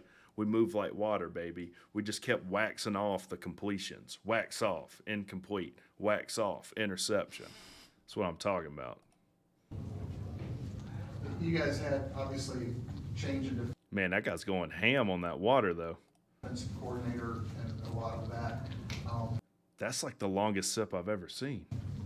Did that kind of motivate you, wake you up, or what was the impact of kind of that change to you guys, and also how you practice and what you saw in practice? What change is he talking about? Did that kind of motivate you, wake you up, or what? You guys had obviously change in defensive coordinator. Oh, okay. So he's asking about what effect did changing to Scherer have? A lot of practice and what. Taking an L at home, that loss was either going to do one or two things. It was either going to separate the team or it was going to bring us together. And we went the route that brought us all together, that welded us together. So, that's pretty much it. 1 or 2. Yeah, I mean, Brent Key said, hey, that's going to define you one way or the other. It's going to define you as a horrible team that lost to Bowling Green, or it's going to define you as a team that got up off the deck and played good football thereafter and learned your lesson about overlooking teams. Big interviews for this is Paul Mola, Leary, and King. Okay. What's going on, Joe Biden? Joe Biden in the house. Playing together, playing for each other, playing for our brothers. Hold on, I know they coming to tattoo. Wallet for everybody. Okay, so this is what you want to see, right? Paul, have you ever been a part of a win that crazy? Not in the role that I played today. I think that was something really special. So he asked, have you ever been a part of a win that crazy? I guess when he says not in the role I was in today, does he mean he was on the bench for one of them? Being actually, involved with the win was something that. Yep, that's what he's saying. Was truly a blessing to me, and I'm at a loss of words, to be honest. So, yeah. Were you surprised we ran there? And I imagine also. By the way, they asked Brent Key that, and he's basically asking, are you surprised they didn't take a knee? And if you watch Brent Key, that's a members-only video I reacted to. So if you want to see that reaction to me breaking down the Brent Key interview that happened here, become a member. I think we had 3 people become members the last stream. I appreciate that. I got a ton of videos over there, members only. But you can tell when they ask Key, did you expect him to take a knee there? And you could tell Key looks at his shoelaces because he's thinking how do I answer this question so that I don't end up in a part of national news for being an a-hole about it. And he just looked back up and said, yes, we did expect him to take a knee. Oh my gosh. Going through your head is rip the ball out. Did you think they were going to take a knee though, or were you not sure what they were going to do? No, we knew that they were going to run the ball. I mean, yeah, I guess once they don't line up in victory formation, you know they're going to run the ball. But if he's saying he had some prophetic outlook that he knew before they broke huddle that they weren't going to take a knee, like, there ain't no way. Again, the grandma who accidentally tuned into this game in Arkansas thought Mario would have rolled out victory formation. Let's try to burn some timeouts, and they're trying to look for the first down so that they can knee it after that drive. But okay, no, he's saying that he did know that before he ever saw the formation, they weren't going to take a knee. There ain't no way, man. Yeah, all that was going through my mind at that point was telling the whole defense, we got to get that ball out. By the way, then he knew something Brick Key didn't. We put a lot of faith in the offense throughout the week. So all that was on our mind was to get the ball back to the offense, and they're going to make it happen. But look, I am kind of being hard on him and kind of tongue in cheek. Shout out to this guy. He's the one who ripped that ball out. He's the one who didn't give up on it. He's the one that kept trying to put his position in a team to get the offense back the ball to get the win. So, thank you, Paul Mola. I take back everything I've said about you. I thought the other really big play in the game was a play you made on a third down, getting the sack that forced the field goal after the turnover to kind of save 4 points there. Just what happened on that play, and how satisfying was it to hold them there and help Haynes out when he made a mistake? It was a great call by Coach Scher. He just wanted us to send an all-out blitz. Yeah, we just called a jailhouse blitz, and that was like 2 or 3 plays earlier. And Mola just came free. And honestly, when you're a quarterback and a linebacker comes free, you got to eat the sack. You just got to eat the sack, and that's what he did. Buzz Talk, the newest Georgia Tech YouTuber. If you haven't subscribed to Buzz Talk, go subscribe. Says a better with the $4.99 super chat, says a better play would have been lining up in victory formation and doing a fake knee. Mario and Joe Biden, 2 peas in a pod. Sorry, I won't be political. No, that's fine. I don't think you can fake a knee, though, to be honest with you. I don't think you can fake taking a knee. I think there's a rule against that now. You used to could, and you would just see the quarterback take the snap, and he would kind of be doing this with his knee. He'd kind of do the stanky leg. Am I going to take a knee? Am I not? Am I going to run some more clock? What are you going to do? So I think there's a rule against faking a knee now. Like there's now a rule after, was it Pritchett for Pitt, fake sliding? You also can't do that anymore. God, you have to be pissed. What was that, Wake in that game? And make that running back make a decision on whether to block me or Kyle Eford. And what ended up happening was Zeke actually took out. I'm going to let this pay. I got to take a leak. I drink 40 Diet Cokes a day, and I use the bathroom 80 times a day. So 2 guys, which actually allowed me to be free. Back couldn't see me, so then I came scot-free, snuck past them, and got the sack. So you mentioned Coach Scher making the play. Obviously, with the defensive coordinator change, tell us a little bit how that impacted you guys and how you prepared and what really. We wanted to reestablish our identity, and that's something that Thacker did a really good job of trying to emphasize, and going into the coaching change with having that linebacker coach as your D coordinator kind of changes the vibe in the linebacker room. So we kind of took it upon ourselves to understand. So he's asking about the share change. Yeah, I'm sure they're going to ask every defensive player that. That Coach Scher's kind of dealing with a lot of things, not just our group. So we wanted to mature throughout the week. By the way, can I ask you guys, rewind about 30 seconds? And take 1, 2, 3, 4, 5. And that's something that 6. We wanted to reestablish our identity.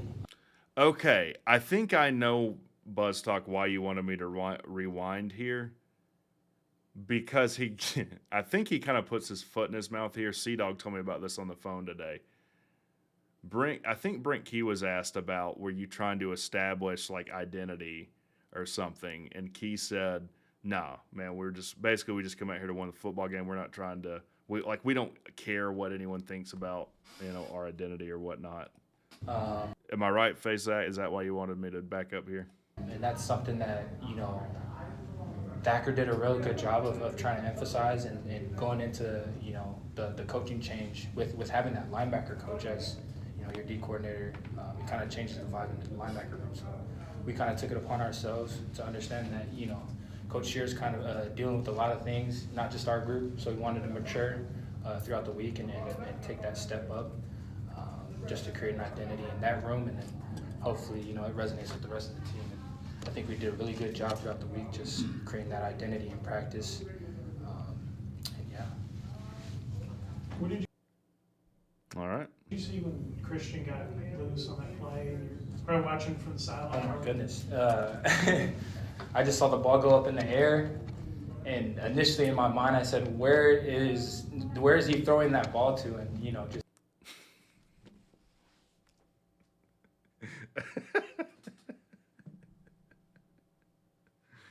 So if this guy, he's like a 6-year senior, right? So assuming he got in when, like, he graduated at 18, he's 24, right?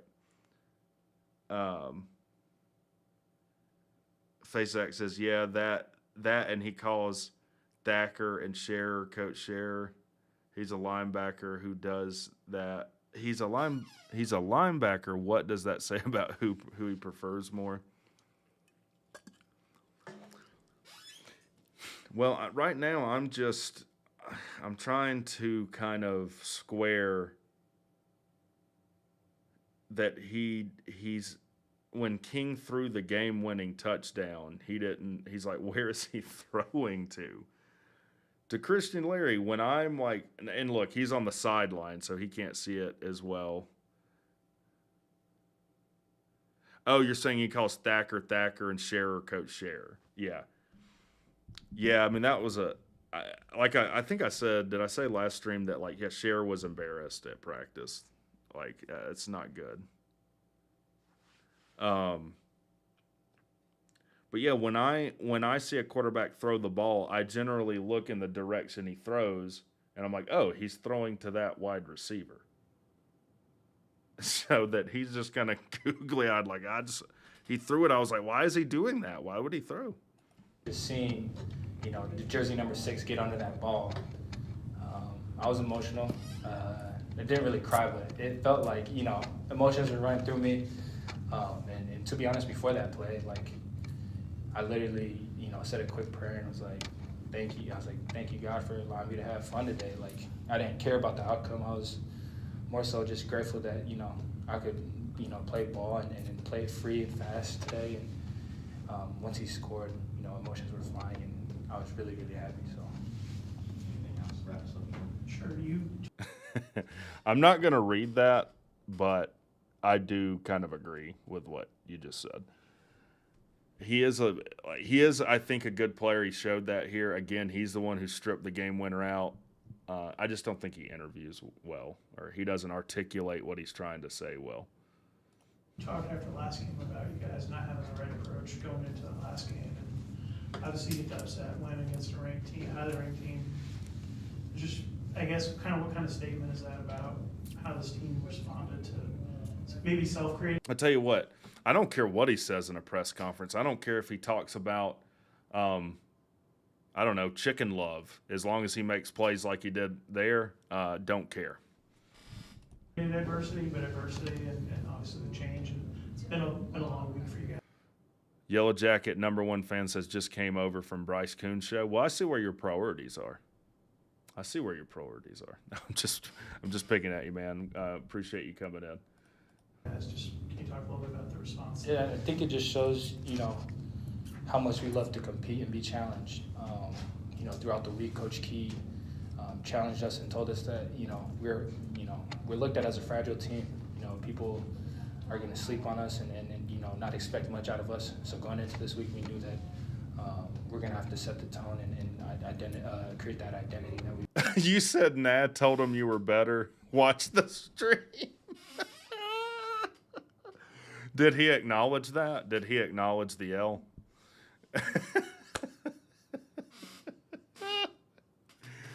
I almost, when I was in Kelly Quinlan's, little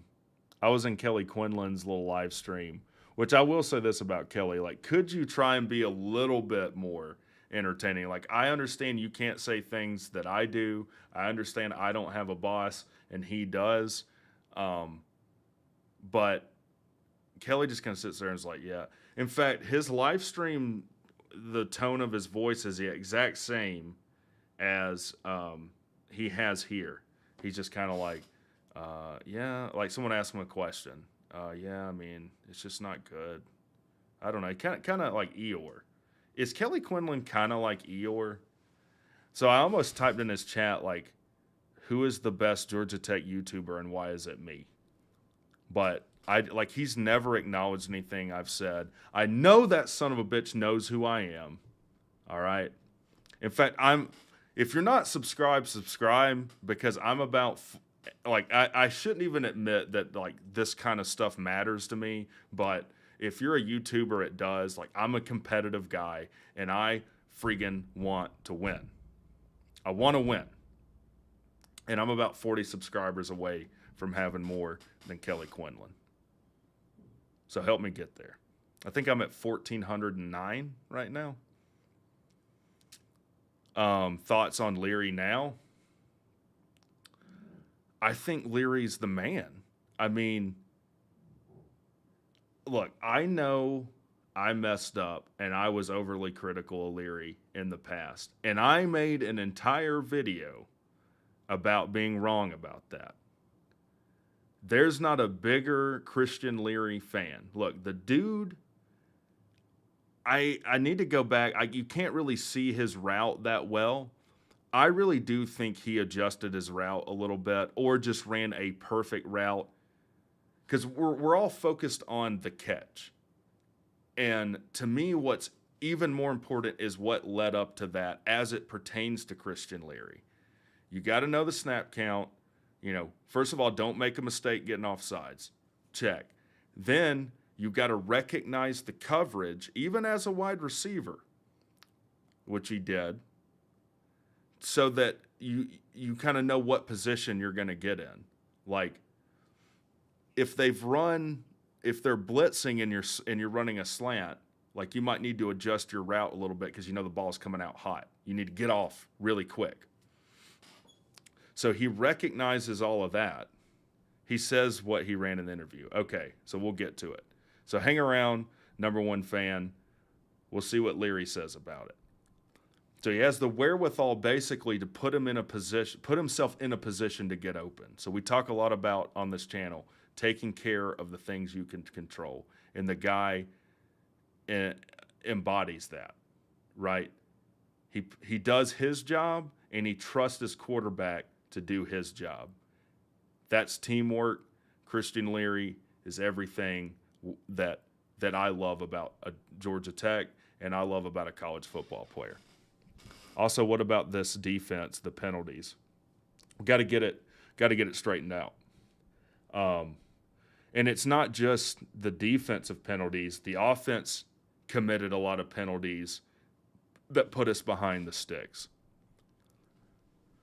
It's the same thing that lost Miami this game. What gets you beat? What gets you beat by a less talented team or a team that, I'll put it this way. What gets you beat when you're 20-point favorites over a team? Penalties is number one. If you have like 150 yards worth of penalties, and especially like with Miami, if those penalties erase points off the board, that's huge. Think about that situation where Chaney scores, they get a holding penalty, which makes you think, well, they should at least get a field goal. Van Dyke throws a pick.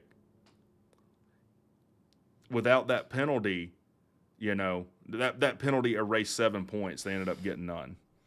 Do you think Singleton Jr. stays at Tech? I've said I'm out of the prediction business. I don't know.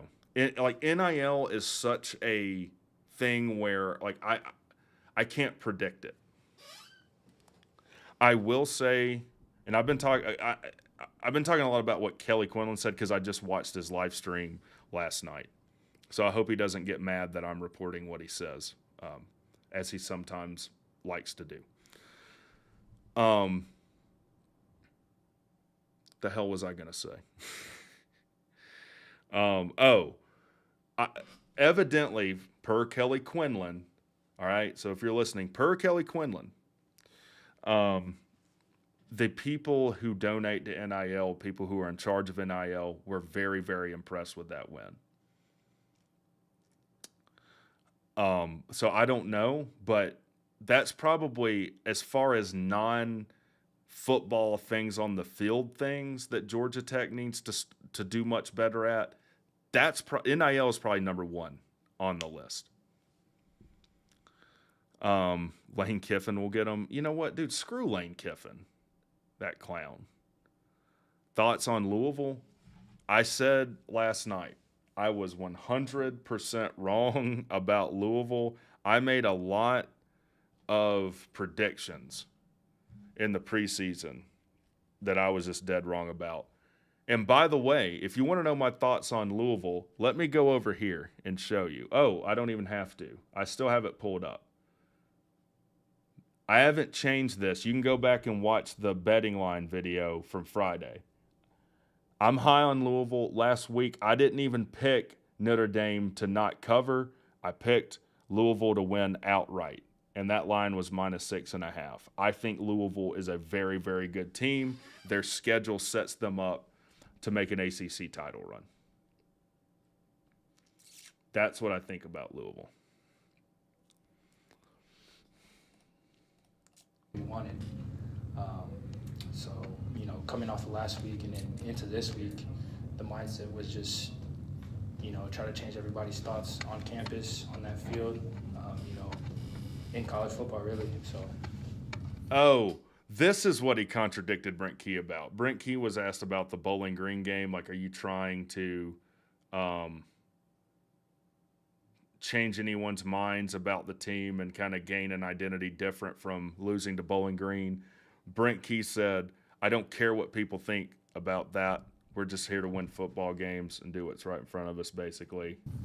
Field, just. And then he says this. Try to change everybody's thoughts on campus, on that directly contradicts us. Like, he needs to get the script.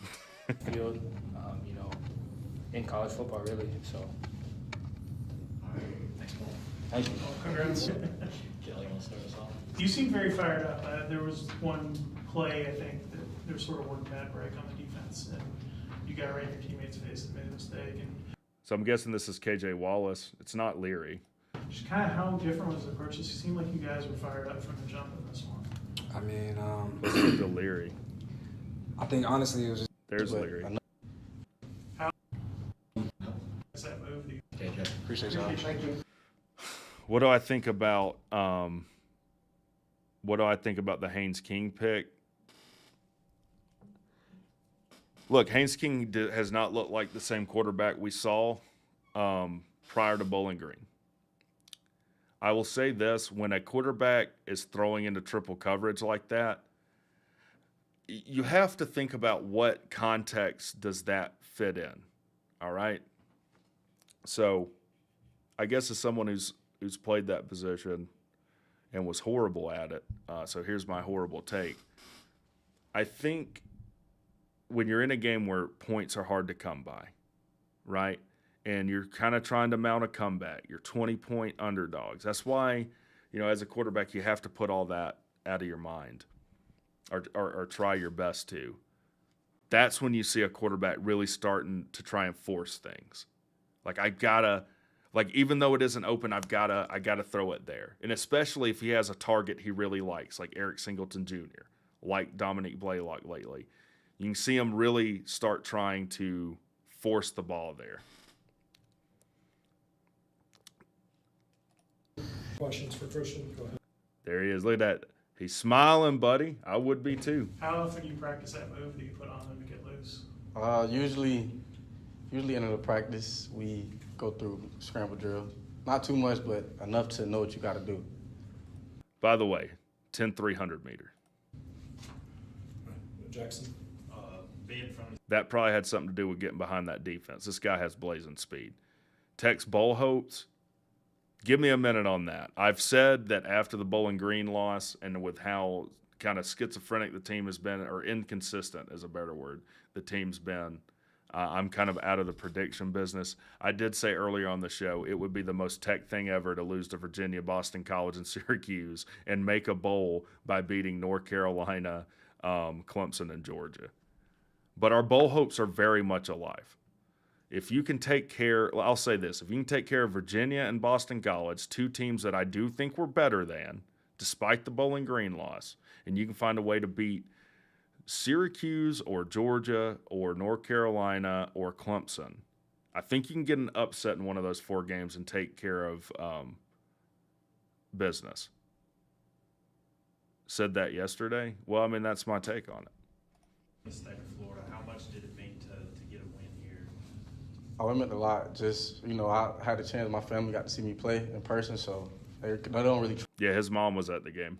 travel to a lot of away games, so just being able to do that for them in front of the crowd was amazing, being back in that Florida atmosphere. You going to Boston College? I'll be there as well. Christian, could you just walk us through that last play and what happened? Tell us about that last play, my man. Let's hear it. Really just, we had the 4 verts, and I looked back and see Haynes roll right. That's when I flipped my hips and went to the back pylon. The ball was already in the air, and I knew. Okay, so he said it's 4 verts. You guys said this last night, and I said my response last night was if we truly had 4 goes called in a situation where a field goal sends it to overtime, that is a ballsy call by Brent Key. We've been saying we want to be more aggressive on offense and take shots downfield, and that's what the dude did. Now, I will say this. I'll stand by. I do think he adjusted, and maybe he talks about it. I do think he adjusted his route because he was going more across the field when he caught that.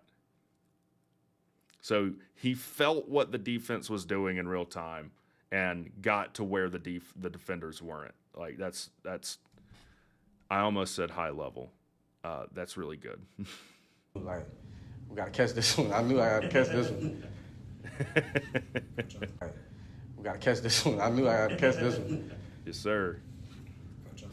You guys obviously shut out in the first half. I mean, what happened at halftime or what adjustments? Tell us a little bit about the turnaround kind of in the second half to start getting points on the board. Really just, actually, we didn't really talk as much as half. We just. So he asked what adjustments did we make? We've been harping on adjustments all year on the channel. We had to come together. We knew we would send up some stuff to run some other stuff, and just execution, really. We had a few penalties early on that was killing us, but in the end, we just kept fighting to the end. So didn't really make adjustments. Just, hey, you need to execute what we're doing. The defense gets the ball with 26 seconds, and then the offense has the ball. What's the feeling in the huddle per se when you're like, hey, we gotta, capitalize per se? Yeah. What's that feeling like? I don't know. It felt like a movie. We all just all looked at each other like, let's do this. Nobody really thought. Nobody really had their head down. Just like, oh, it's over now. We just wanted to play to the last tick, and that's what we did. I will say, that's great to hear. That does kind of tell me we've learned something. So, in a situation where we had a 0.01% or 1 out of 100, 1 out of 1,000, whatever you want to say, they're all inverted 99.9% stats. We didn't give up. He said no one had their head down. That's awesome. How much confidence did you guys to see how the defense responded over and over again? Haynes made some mistake, or they get a stop or hold a field goal. Just it seemed like they were really holding serve for you guys when you guys were kind of figuring it out. Yeah, she's asking kind of the interplay between the defense and the offense, where the offense was struggling for a lot of the game. The defense, he says, held serve. We a team. We got each other back. When we slacking, they can pick it up. When they slacking, we pick it up.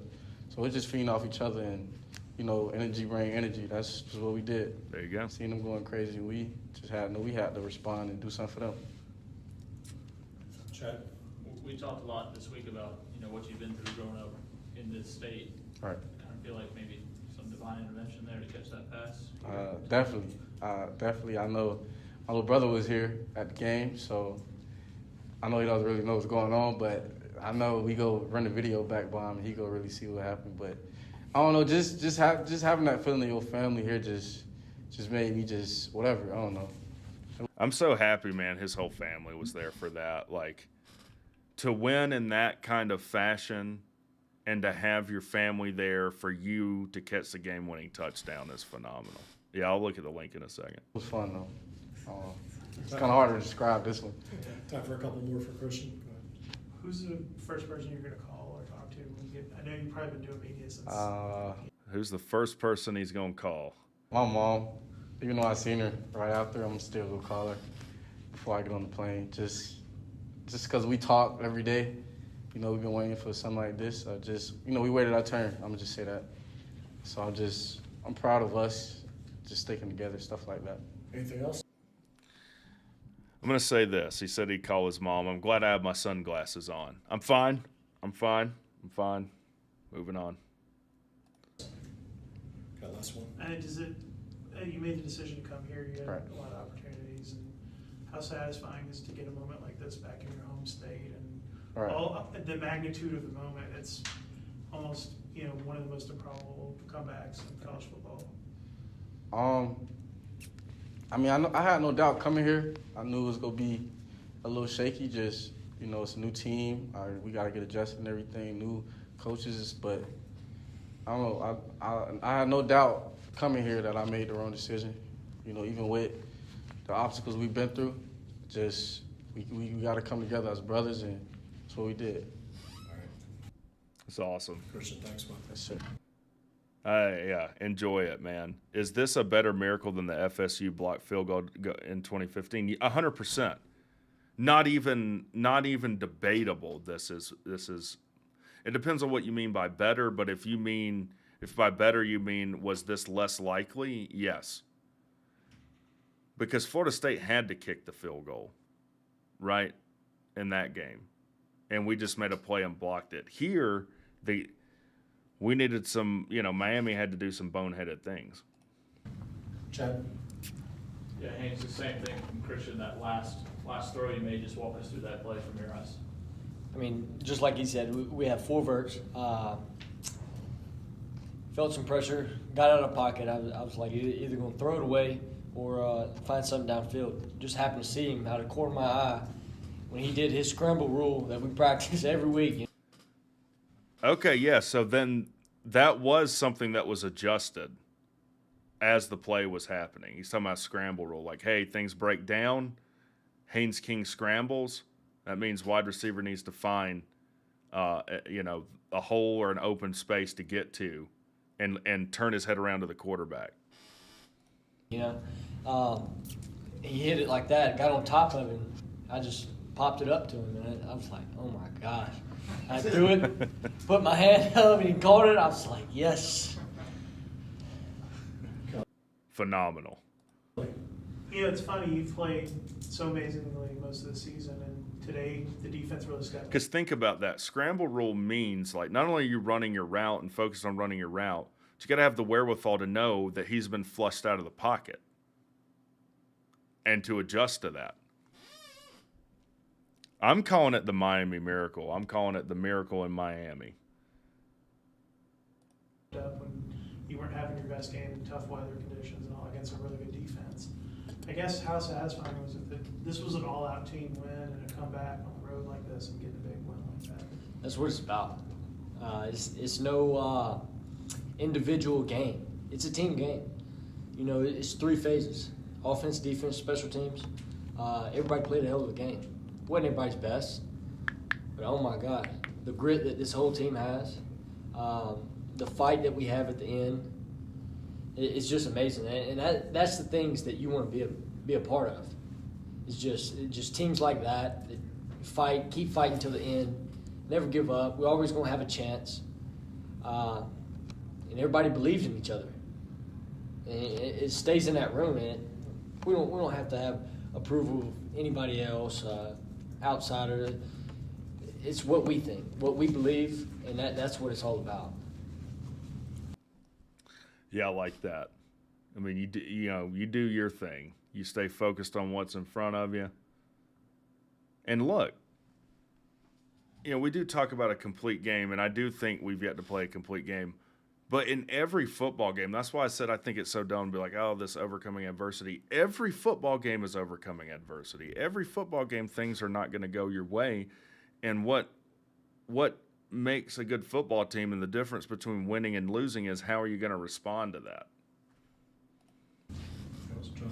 Can you walk us through kind of the change from last week to this week, on the offensive side and some of the things that you guys kind of, what went on internal to the offensive side and kind of turning things around a little bit from last week to this week? I love his intense focus into the question. Changes as in what? Attitude or changes in kind of practice behaviors, or what was different this week versus last week kind of coming into the game? Okay, basically what did you do in practice this week that was different? Not a whole lot, honestly. I know going in this week, we were going to hone in on details, sustaining. That was the main deal. We got to sustain throughout the whole practice, throughout each period. We can't have any lulls. And if we do, we got to keep fighting. You got to find a way out of it. You can't press for it, but you got to find a way out of it. You got to keep playing hard. And that's where people say like luck, momentum. But I believe you make your own by playing hard.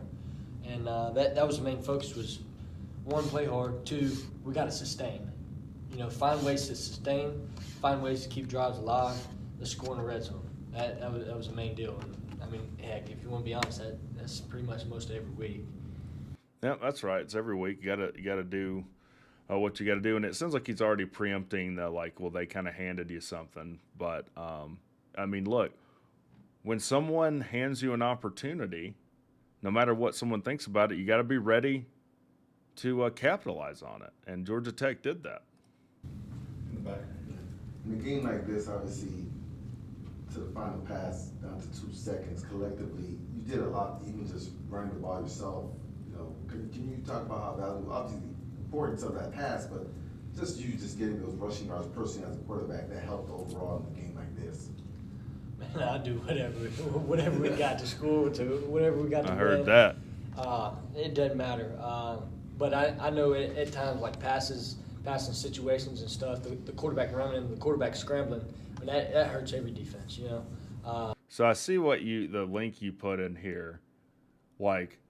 So basically there's an option route, on this inside guy. I don't remember where Leary was lined up. I'm assuming here. Assuming at the Y. The thing is, once Haynes King scrambles out here, from what I saw, Christian Leary's bending out here. So they talk about the scramble rule, which means that once he kind of gets a sense, gets his head turned around, sees that the play's breaking down and Haynes King has broken contain. Well, what does that mean? Now the defense has to come up and stop the run if he chooses to run it, which means they're gonna start cheating up in response. From what I saw, when that happened, he gets his head around and he bends over here and gets upfield. There were no defenders over here. He cuts so he gave him a stutter step and got right. Okay. Either way, that wasn't what was drawn up. I'm just saying heads up play on Leary to realize they were in the scramble rule situation, make a move, get away from the defenders, and get behind them. That's a phenomenal job by Christian Leary.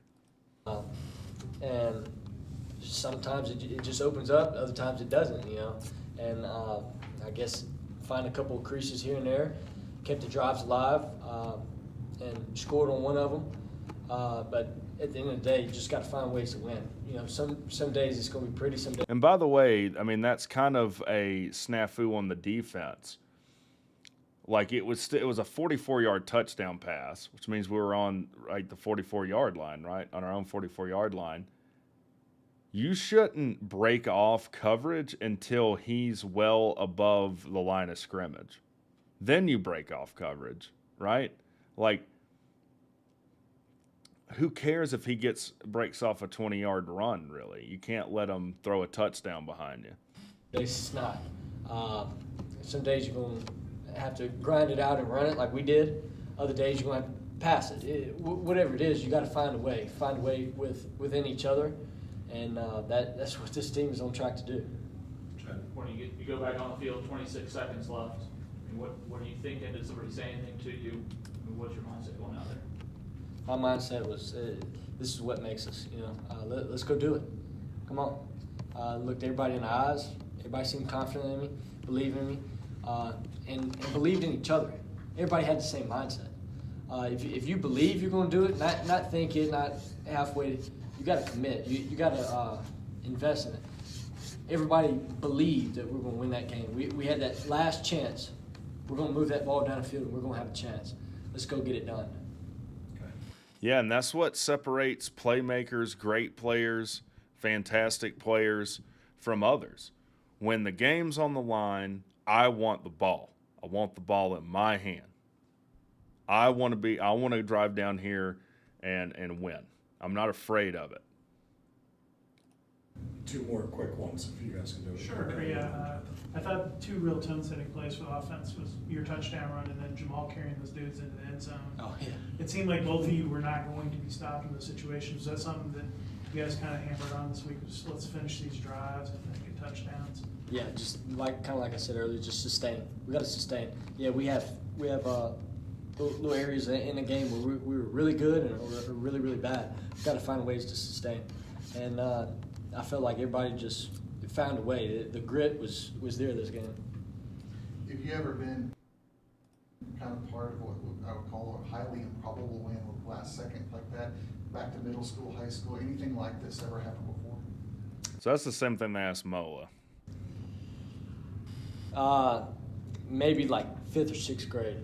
To be honest. But other than that, no. This was outstanding. This is by far the best. Best I've ever encountered and actually experienced.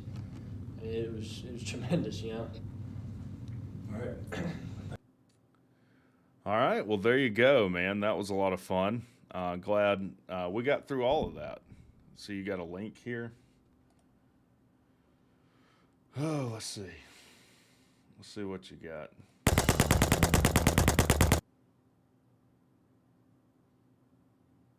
There's an ad. All right. I'm not going to play it, but I will look at it because this gets your stream taken down. So, you want me to look at like the touchdown pass? Let's see. Let's see. All right. I'll do a breakdown. Where I have this in my software.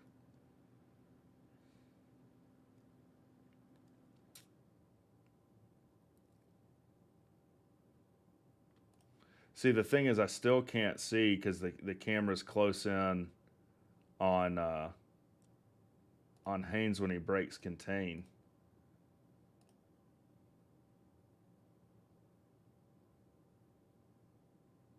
Yeah, I still can't really tell. Oh, I have to go to 10 minutes? All right, hold on.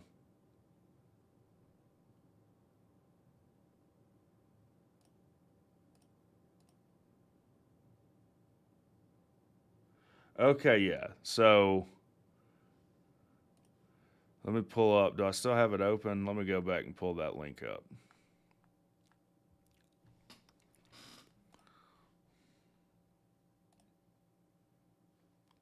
Okay. I know how to do this. Let me switch screens. We